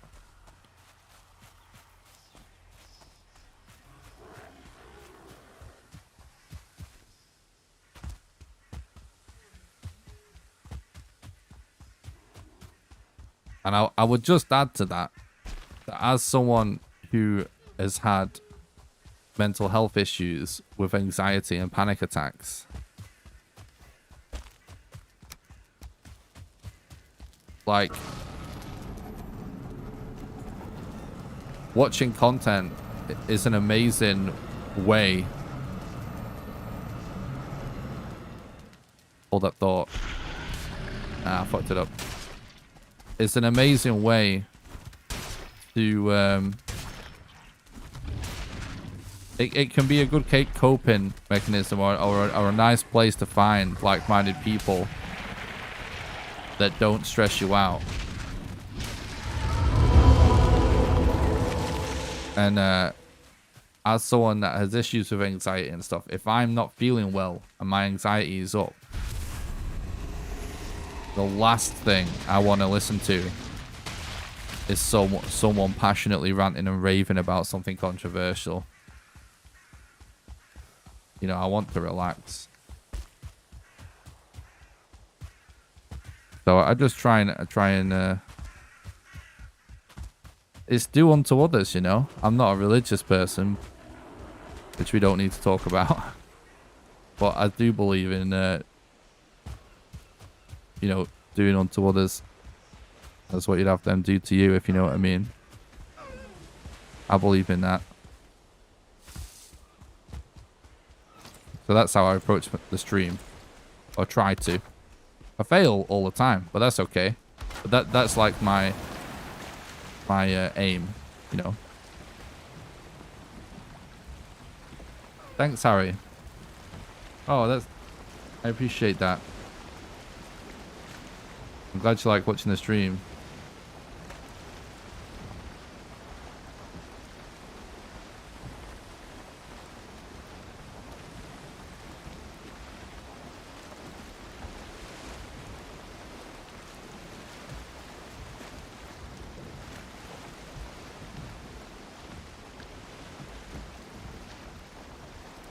I appreciate that.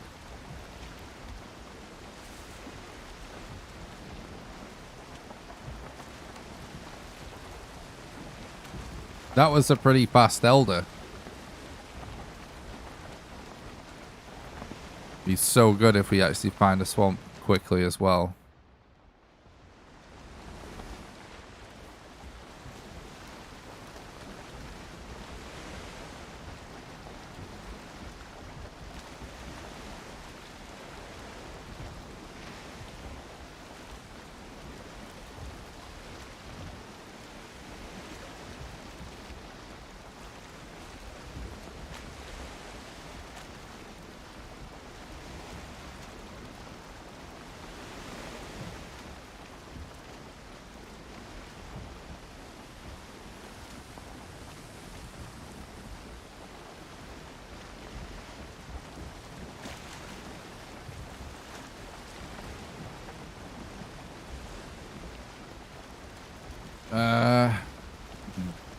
Maybe we just continue via land.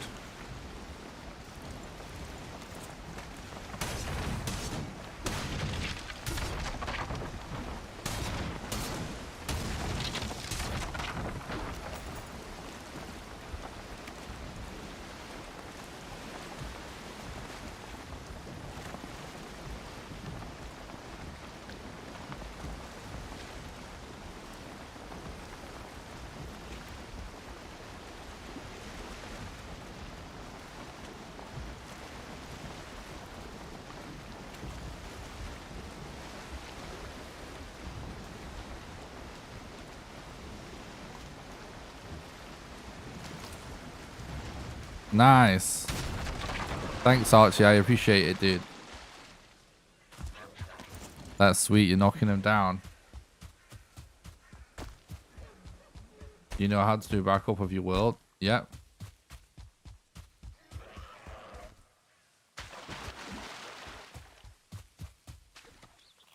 Same way you do a backup of a character, I literally do it after every single run.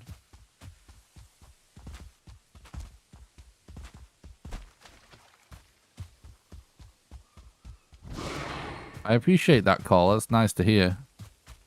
Yeah. I mean, chat, whenever we actually do talk about this kind of stuff, which does seem not very often, to try and keep it light, kind of. But, like, whenever we do, chat generally over the years has told me that, like, you know, birds of a feather flock together type of a thing. And that, you know, generally the people that are like real parts of the community that are like here all the time, they kind of agree, you know. It's weird, like we can not talk about this and it's like, oh yeah, we all agree, and that, but that probably is why we're all together, if you know what I mean. This, oh yeah, I don't know about this. It looked like it was going to be a good place, but now I'm not sure.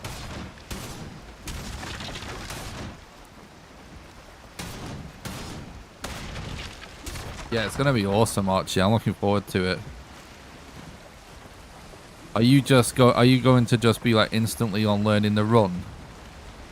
Or like not learning the run, but like are you just gonna be instantly figuring out how it affects all the speedruns?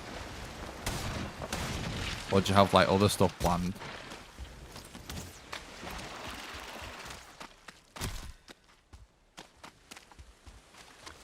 because you know, I'm just going to be making a shitload of tutorials for a while before I get into the runs. So I'm curious if you're getting straight into it.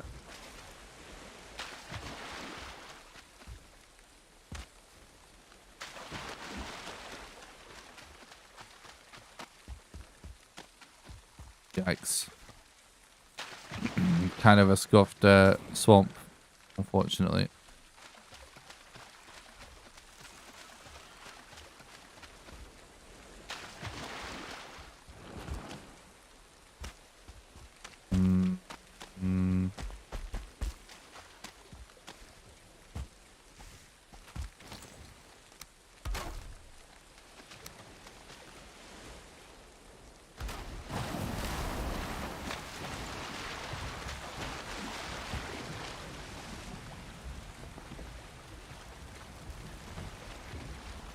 Exactly, Bev. What the hell am I stuck on? Cat? Oh my god, it's this branch. Because the wind is blowing this way. Are you kidding me? The hell?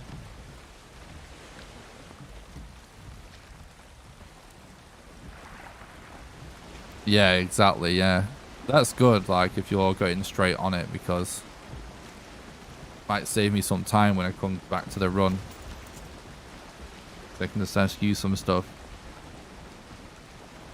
You send us, well, I might have figured it out anyway, but it's going to be good to ask you some questions for about it. Because I'm just going to be making, like, a lot of tutorial videos and guides for a while. And just doing full casual playthrough. And then I'll jump into the runs after that. I'll probably do another challenge run after my first playthrough. Normally after Hearth and Home.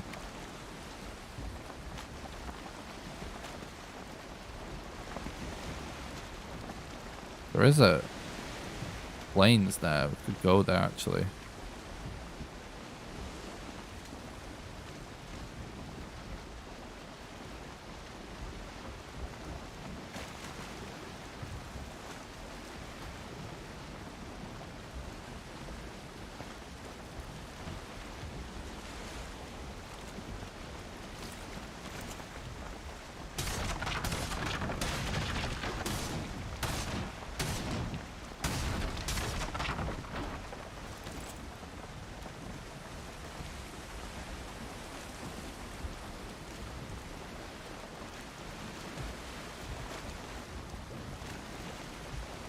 It's a shame about that swamp.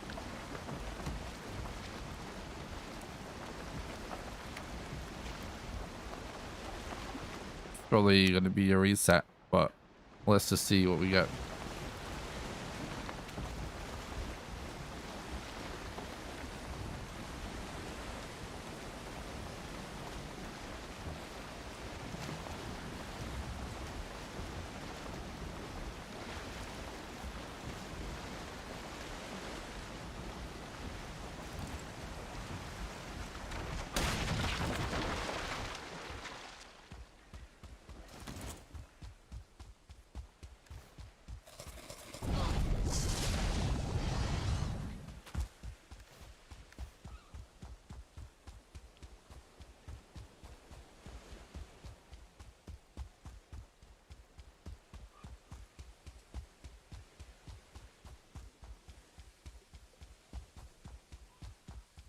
I appreciate it, Archie. That's nice of you to say, man.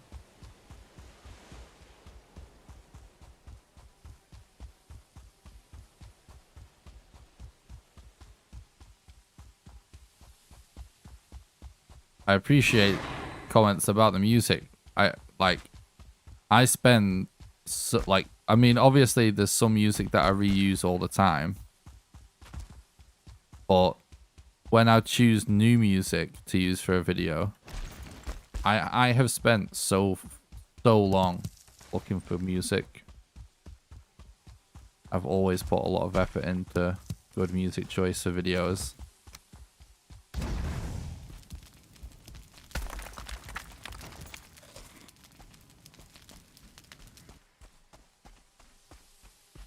That's awesome, Harry.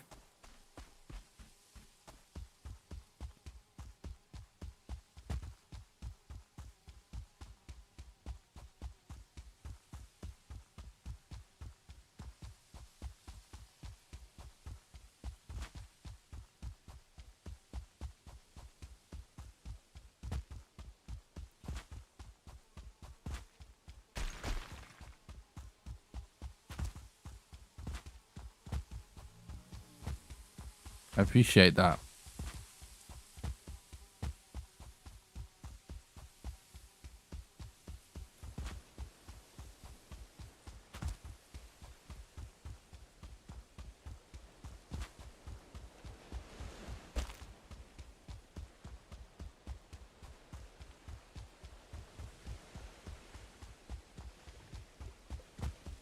Yeah, try and keep things a little bit classy with the music, you know, because I like to think of like don't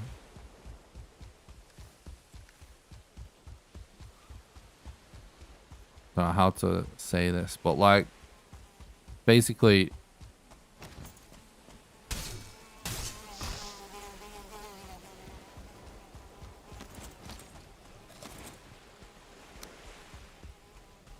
you know, sometimes your music choice, even if you're really into it or you think it's really cool, it's like it comes across like very obnoxious to somebody that's not interested in it. You know what I mean? So I try to convey the sort of vibe that I want to convey using music that's kind of like the kind of thing that you would see like maybe something that's closer to what you would see in TV or in a film, if you know what I mean.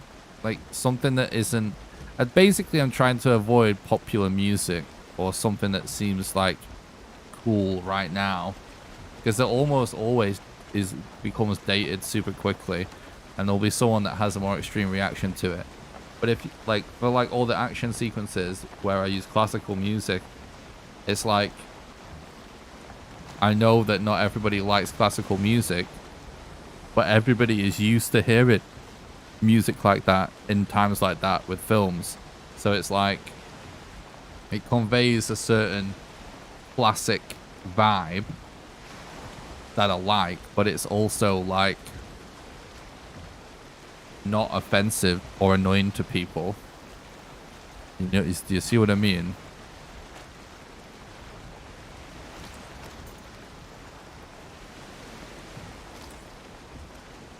Yeah, I know, not a sin, Archie.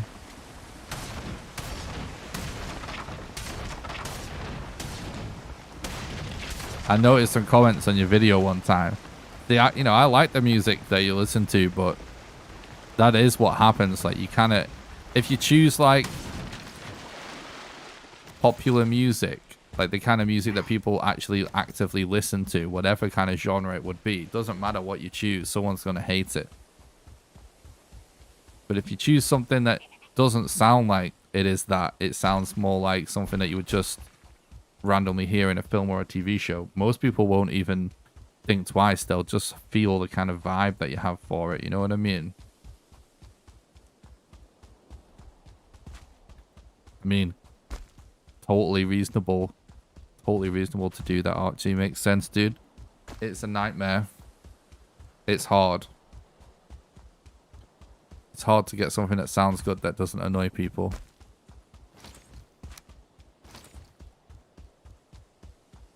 And you're probably better off not having any than having something super generic.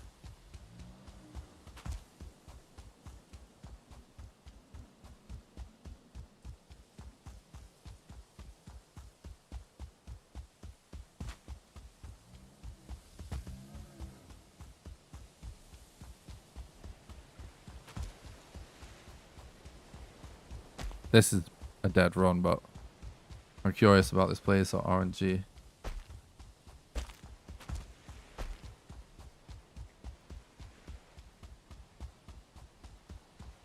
Yes, I've seen these videos, but I don't fully remember the music, but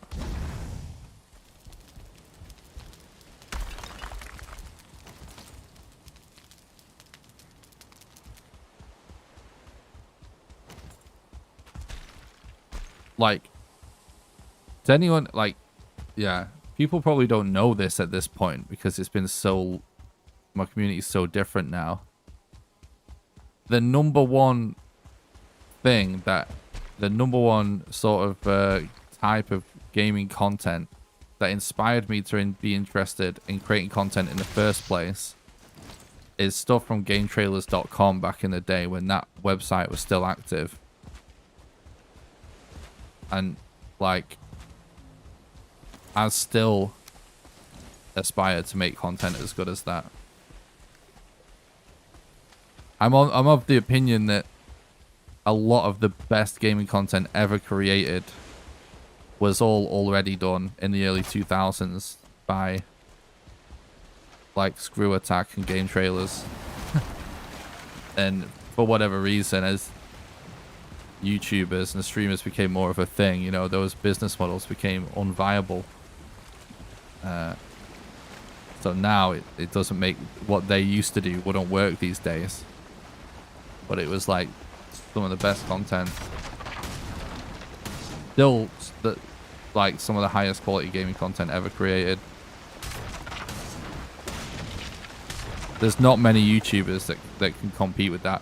Because those were like, those started as small companies, but in the end, you know, they were like backed by like major media corporations and shit. It was like very high production value for some of it.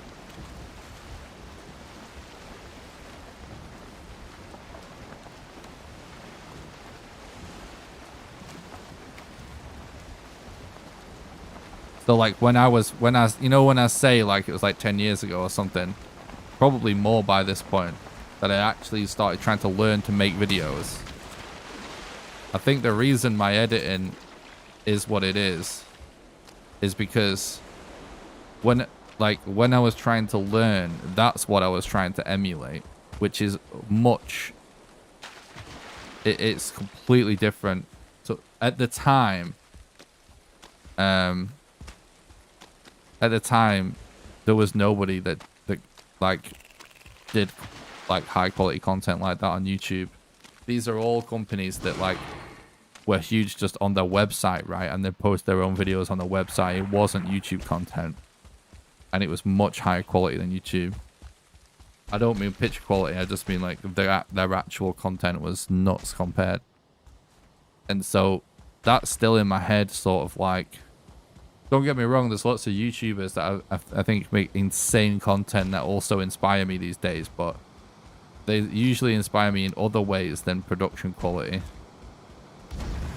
Because a lot of the time I'm still aiming for that sort of thing.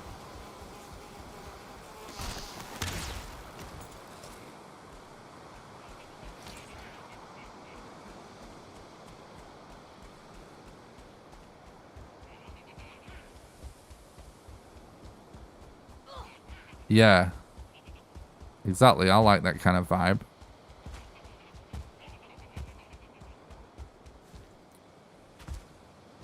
RNG's super weird on this seed.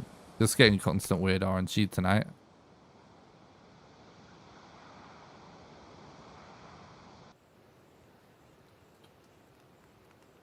Okay, new run. Sploosh.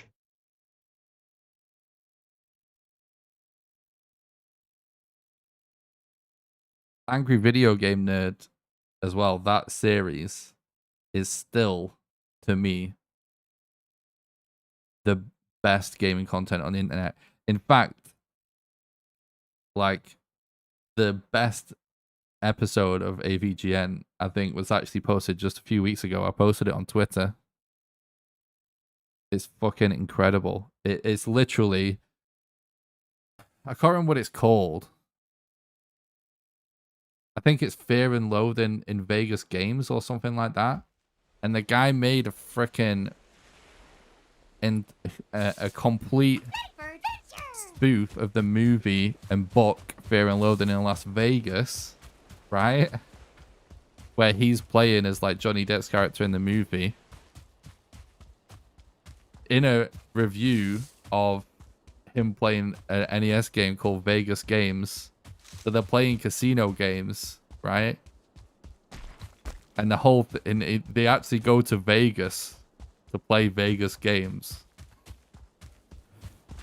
So it's like Fear and Loathing in Las Vegas, but instead of doing all the drugs that they do in the movie, in their book, they're playing the shitty video games to get high. That's what the joke is, like. But it is literally a complete spoof of that movie. Like, it's super high quality.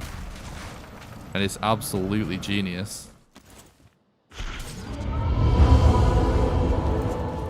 If I know a lot of people won't be into that because it's kind of pretty artsy for a gaming video. But if you were to ask me to pick one video that I think is the best piece of gaming content ever created, I would actually pick that. Because it's actually art. Like, a lot of people aren't trying to do that, you know what I mean? They're not doing something that artistic. That's like crazy. It's like a short film. It's nuts. So that's the kind of stuff that I find really inspiring. So everything I do, I just think of as, you know, don't get me wrong, I'm proud of my stuff that I've done that I think is good, but I'm so far away from being able to make content that's that good. You know what I mean? So I'm constantly trying to push myself to improve the content, because I would love to make just insanely high quality content.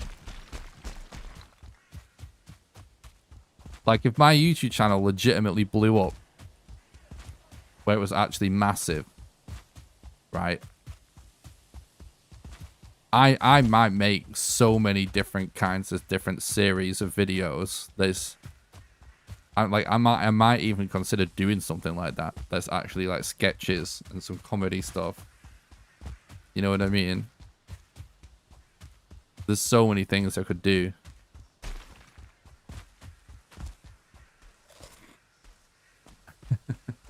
Like, a lot of our community right now, they don't know me like personally super well. Probably have no idea the kind of shit we could be in for in the future if things like go well, because I've got so many crazy ideas that I would love to do.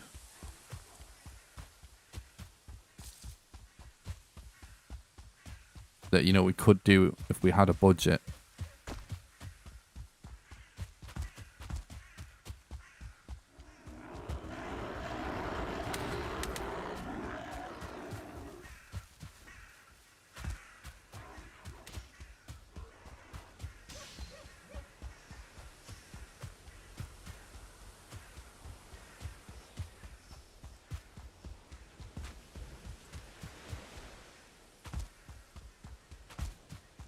Check this mountain, I guess.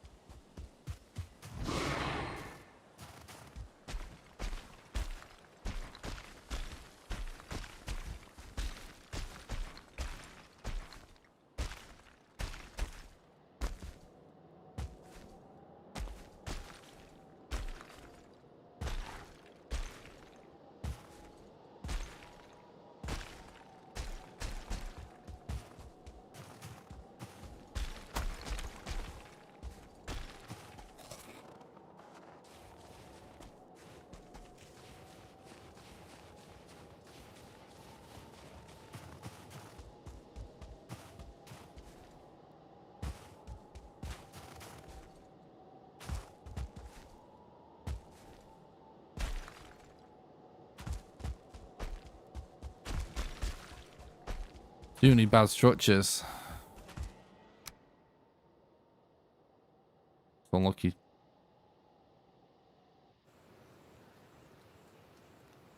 Oh shit! I clicked the quit button by accident. God damn it. Sploosh. Surprised that's not happened before. Lol.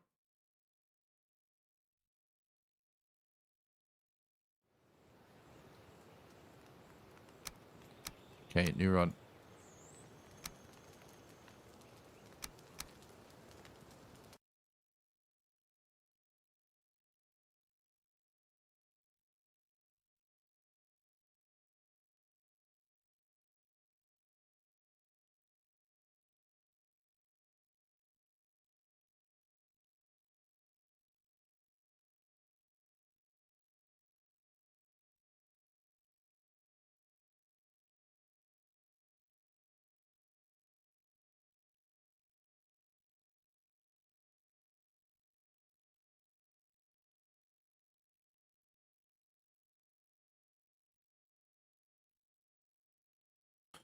What day are we actually on today?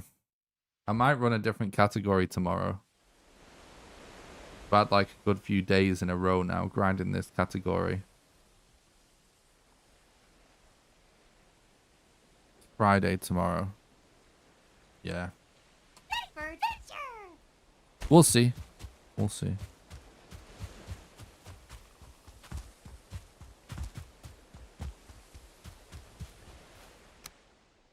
There's no endless of bad RNG today for some reason.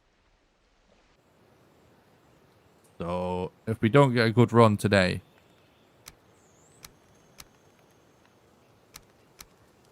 Sploosh. I actually might do some knife only speedruns again. Because I did the knife only video intending to release a knife only speedrun as a complete thing, not as like the stream. So I might actually do that tomorrow. And then that'll be our second Valheim speedrun released that I'd got captured this week. And then I'll go to then I have enough time the rest of the week to easily get like 2 new Trabs and Midgard PBs. So I've done 2 successful Valheim runs this week, and then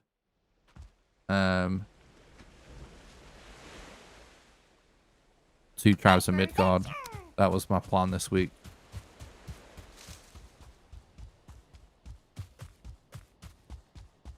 Nothing wrong with that, Sky.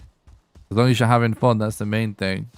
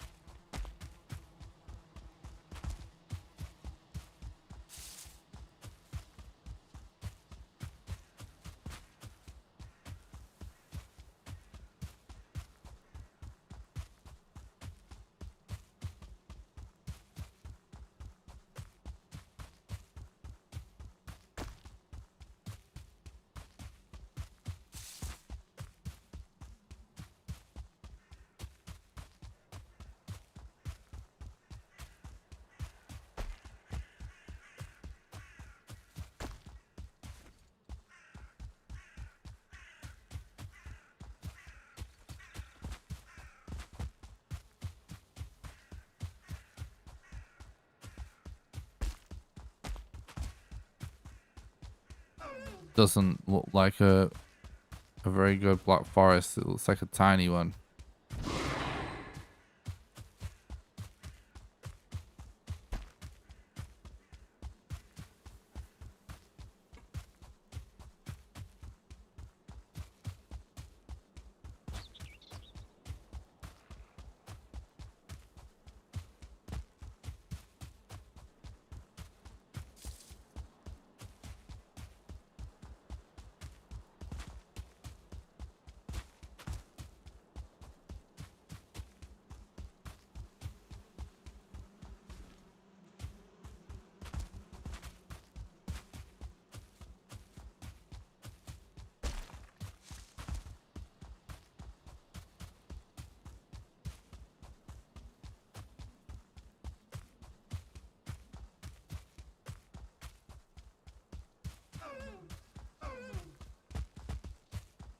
Oh my god, that's so lucky, Rizzo.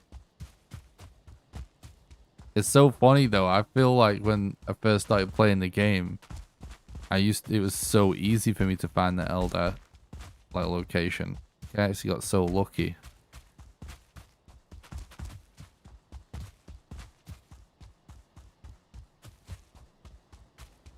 Playing this game through for the first time and avoiding spoilers and everything was such a great experience. Like by far the best gaming experience I've had in a long time.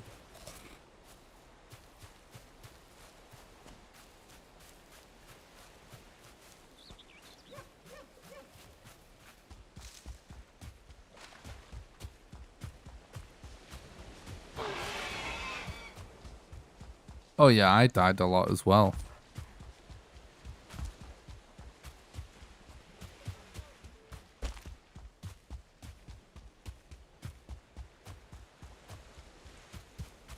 I didn't die on Eikthyr and I didn't die on Modder, but I died on basically every other boss fight quite a lot the first time playing the game.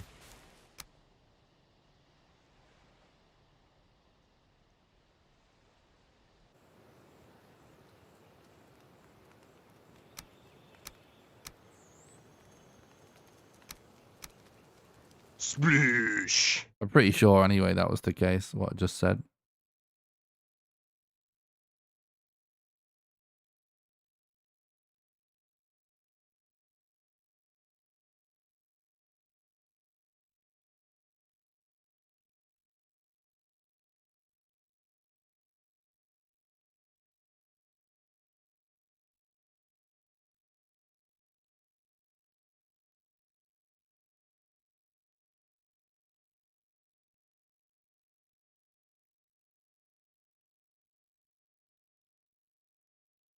Oh yeah.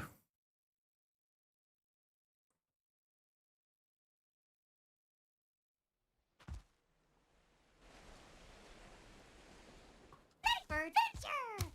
In fact, I remember that I died 69 times because I had a death counter on the screen first time playing the game.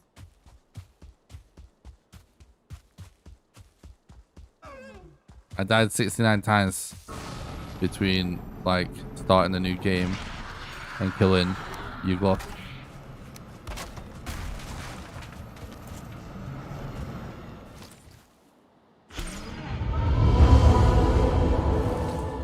As I remember, because it was 69.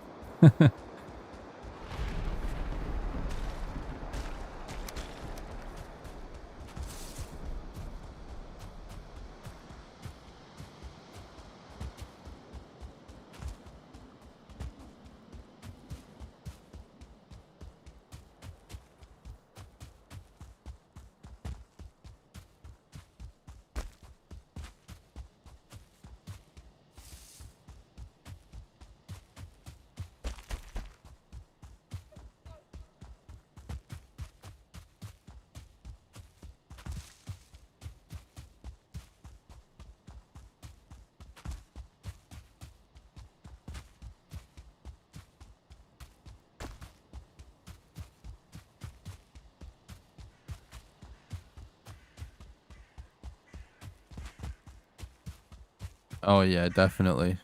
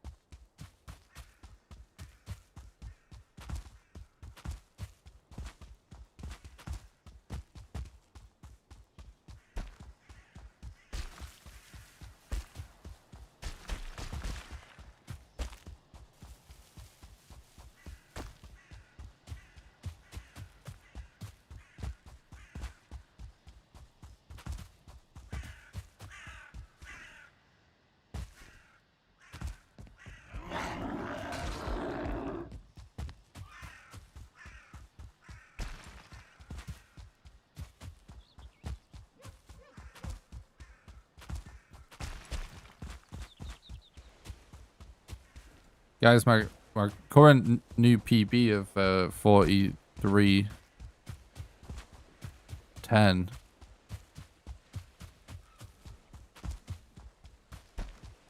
is up on YouTube. I posted it earlier today. For anyone who has not watched it, make sure you go check it out if you didn't see the run.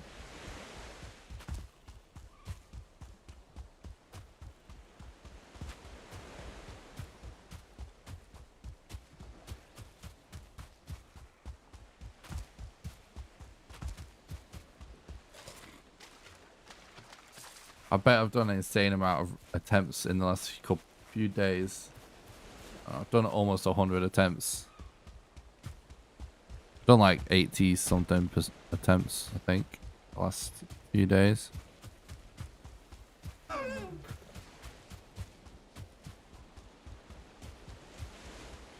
Oh, kind of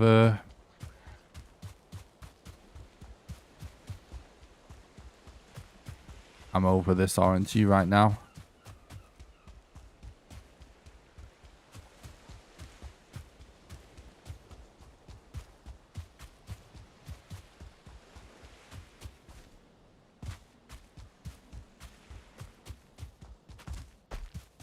Thanks, Bev. I appreciate that.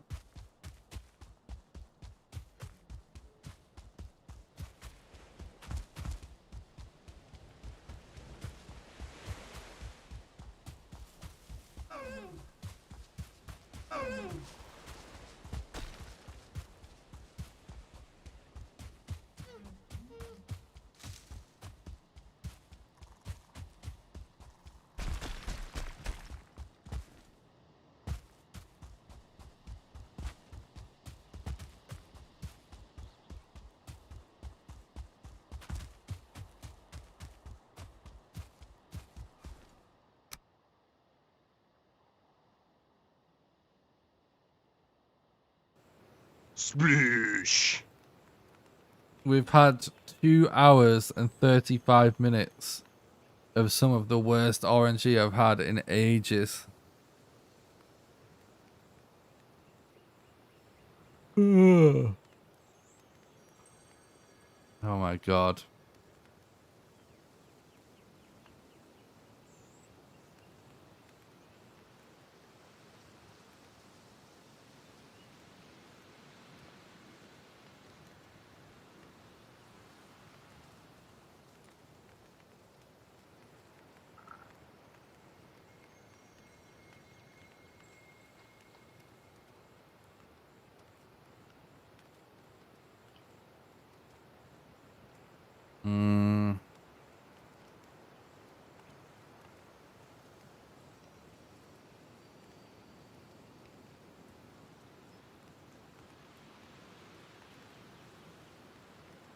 Trying to think what to actually do.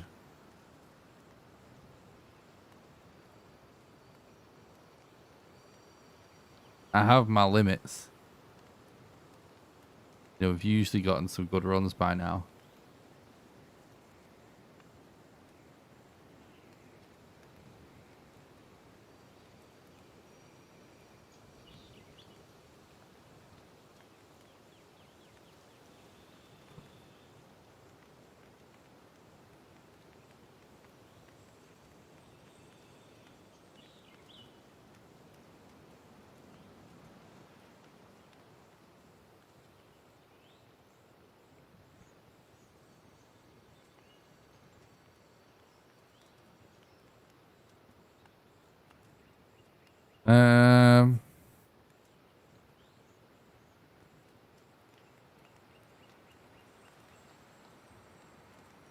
I'm just gonna end the stream. Whenever I get in this situation where I feel like I don't know what to do and we sit around thinking about it, it's always best to just end the stream. I feel like, because all these streams live as like their own YouTube video. People rewatch them, so it's always bizarre when I'm changing it up partway through. But I don't know. How many days have I actually done these world record attempts in a row now?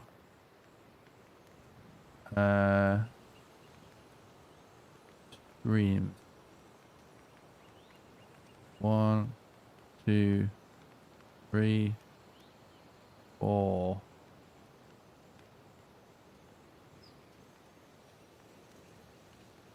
Okay.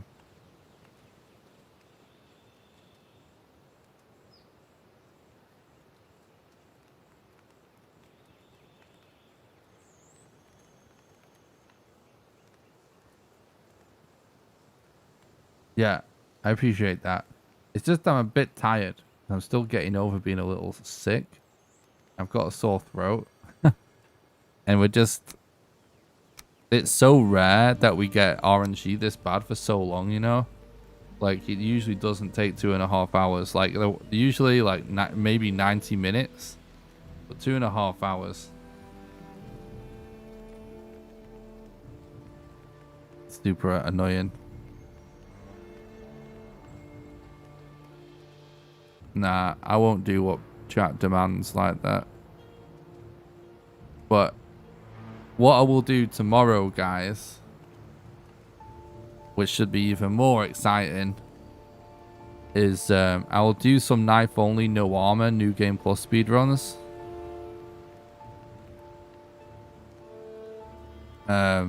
You know, like I did the video for killing all bosses, knife only, no armor. I'll do some speedruns like that tomorrow, and whatever the fastest run we get tomorrow is, which I do have a PB for it, which I don't remember. We'll make sure we beat our PB, and whatever the fastest run is, I will release as a YouTube video just as the run, because I already made the video. If you've not seen the video, you can go watch it.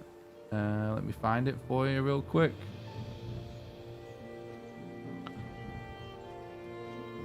Yeah, I already made this video,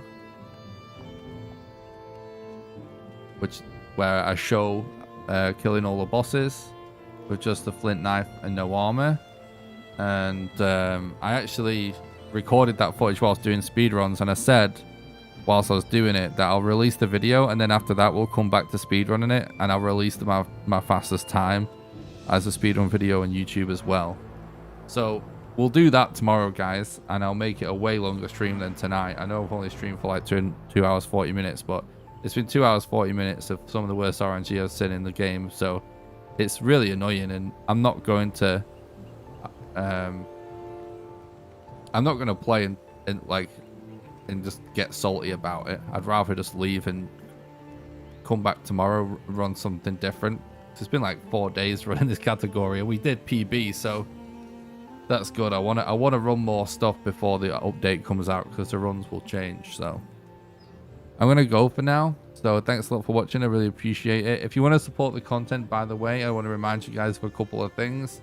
First of all, I'm not a Twitch partner, and I'm not a YouTube partner. So you can't give me a paid sub on Twitch, and I can't monetize my content on YouTube. So if you would like to support the content financially, then you can do so on Patreon at patreon.com/NickRawcliffe. Patreon allows you to do a monthly donation, sort of like a Twitch sub, but it can be for absolutely any amount of money, even as little as $1. And how it works is, for example, if you would subscribe at the $1 level right now, you would donate $1 to me right now, and then you can donate. Then you'll be donating $1 a month on the 1st of every month from then onwards, until you cancel your subscription, and you can cancel it at any time. Anyone that becomes a patron also gets invited to my private Valheim server that I pay for, that runs 24/7, and you get to play on there whenever you want with the rest of the community. And you also get the chance to play Valheim with me live on stream when I do server streams, which we will be doing one next week. So if you want to support the content on Patreon, there's a link in the description on YouTube, and it's !Patreon for the link in the Twitch chat. If you want to support the content financially but you don't want to create a Patreon account, you can also just do donations. Link in the description on YouTube, and it's !Donate in the Twitch chat. And don't forget to join the Discord. It's the #1 best way to make sure you don't miss any live streams or videos. Link in the description on YouTube.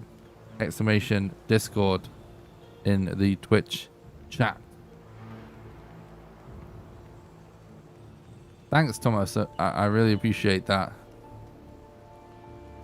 Thanks for not using Valheim, which I can watch while I work. Nice. I appreciate that, Harry. Thanks for watching, everybody. I hope you enjoyed today's stream, even though it's a little shorter than usual. But, you know, sometimes you just get bad RNG. It's all good. You just got to, you know, keep resetting. And we've been keeping resetting for 2.5 hours. So, you know, we'll come back to it another time. But I wanted to get 2 good speedrun videos out this week for Valheim. So we got the 43 minutes, 10 seconds run. And so tomorrow we'll hopefully get a knife only run, and then once we get that done, then I will probably run Tribes of Midgard for a day or 2 to get 2 good speedrun videos released of that. That's the plan over the next few days. So thanks for watching, guys. I really appreciate it, and I'll see you guys tomorrow for some knife only runs. Have a good one, guys. Thanks for watching. Bye.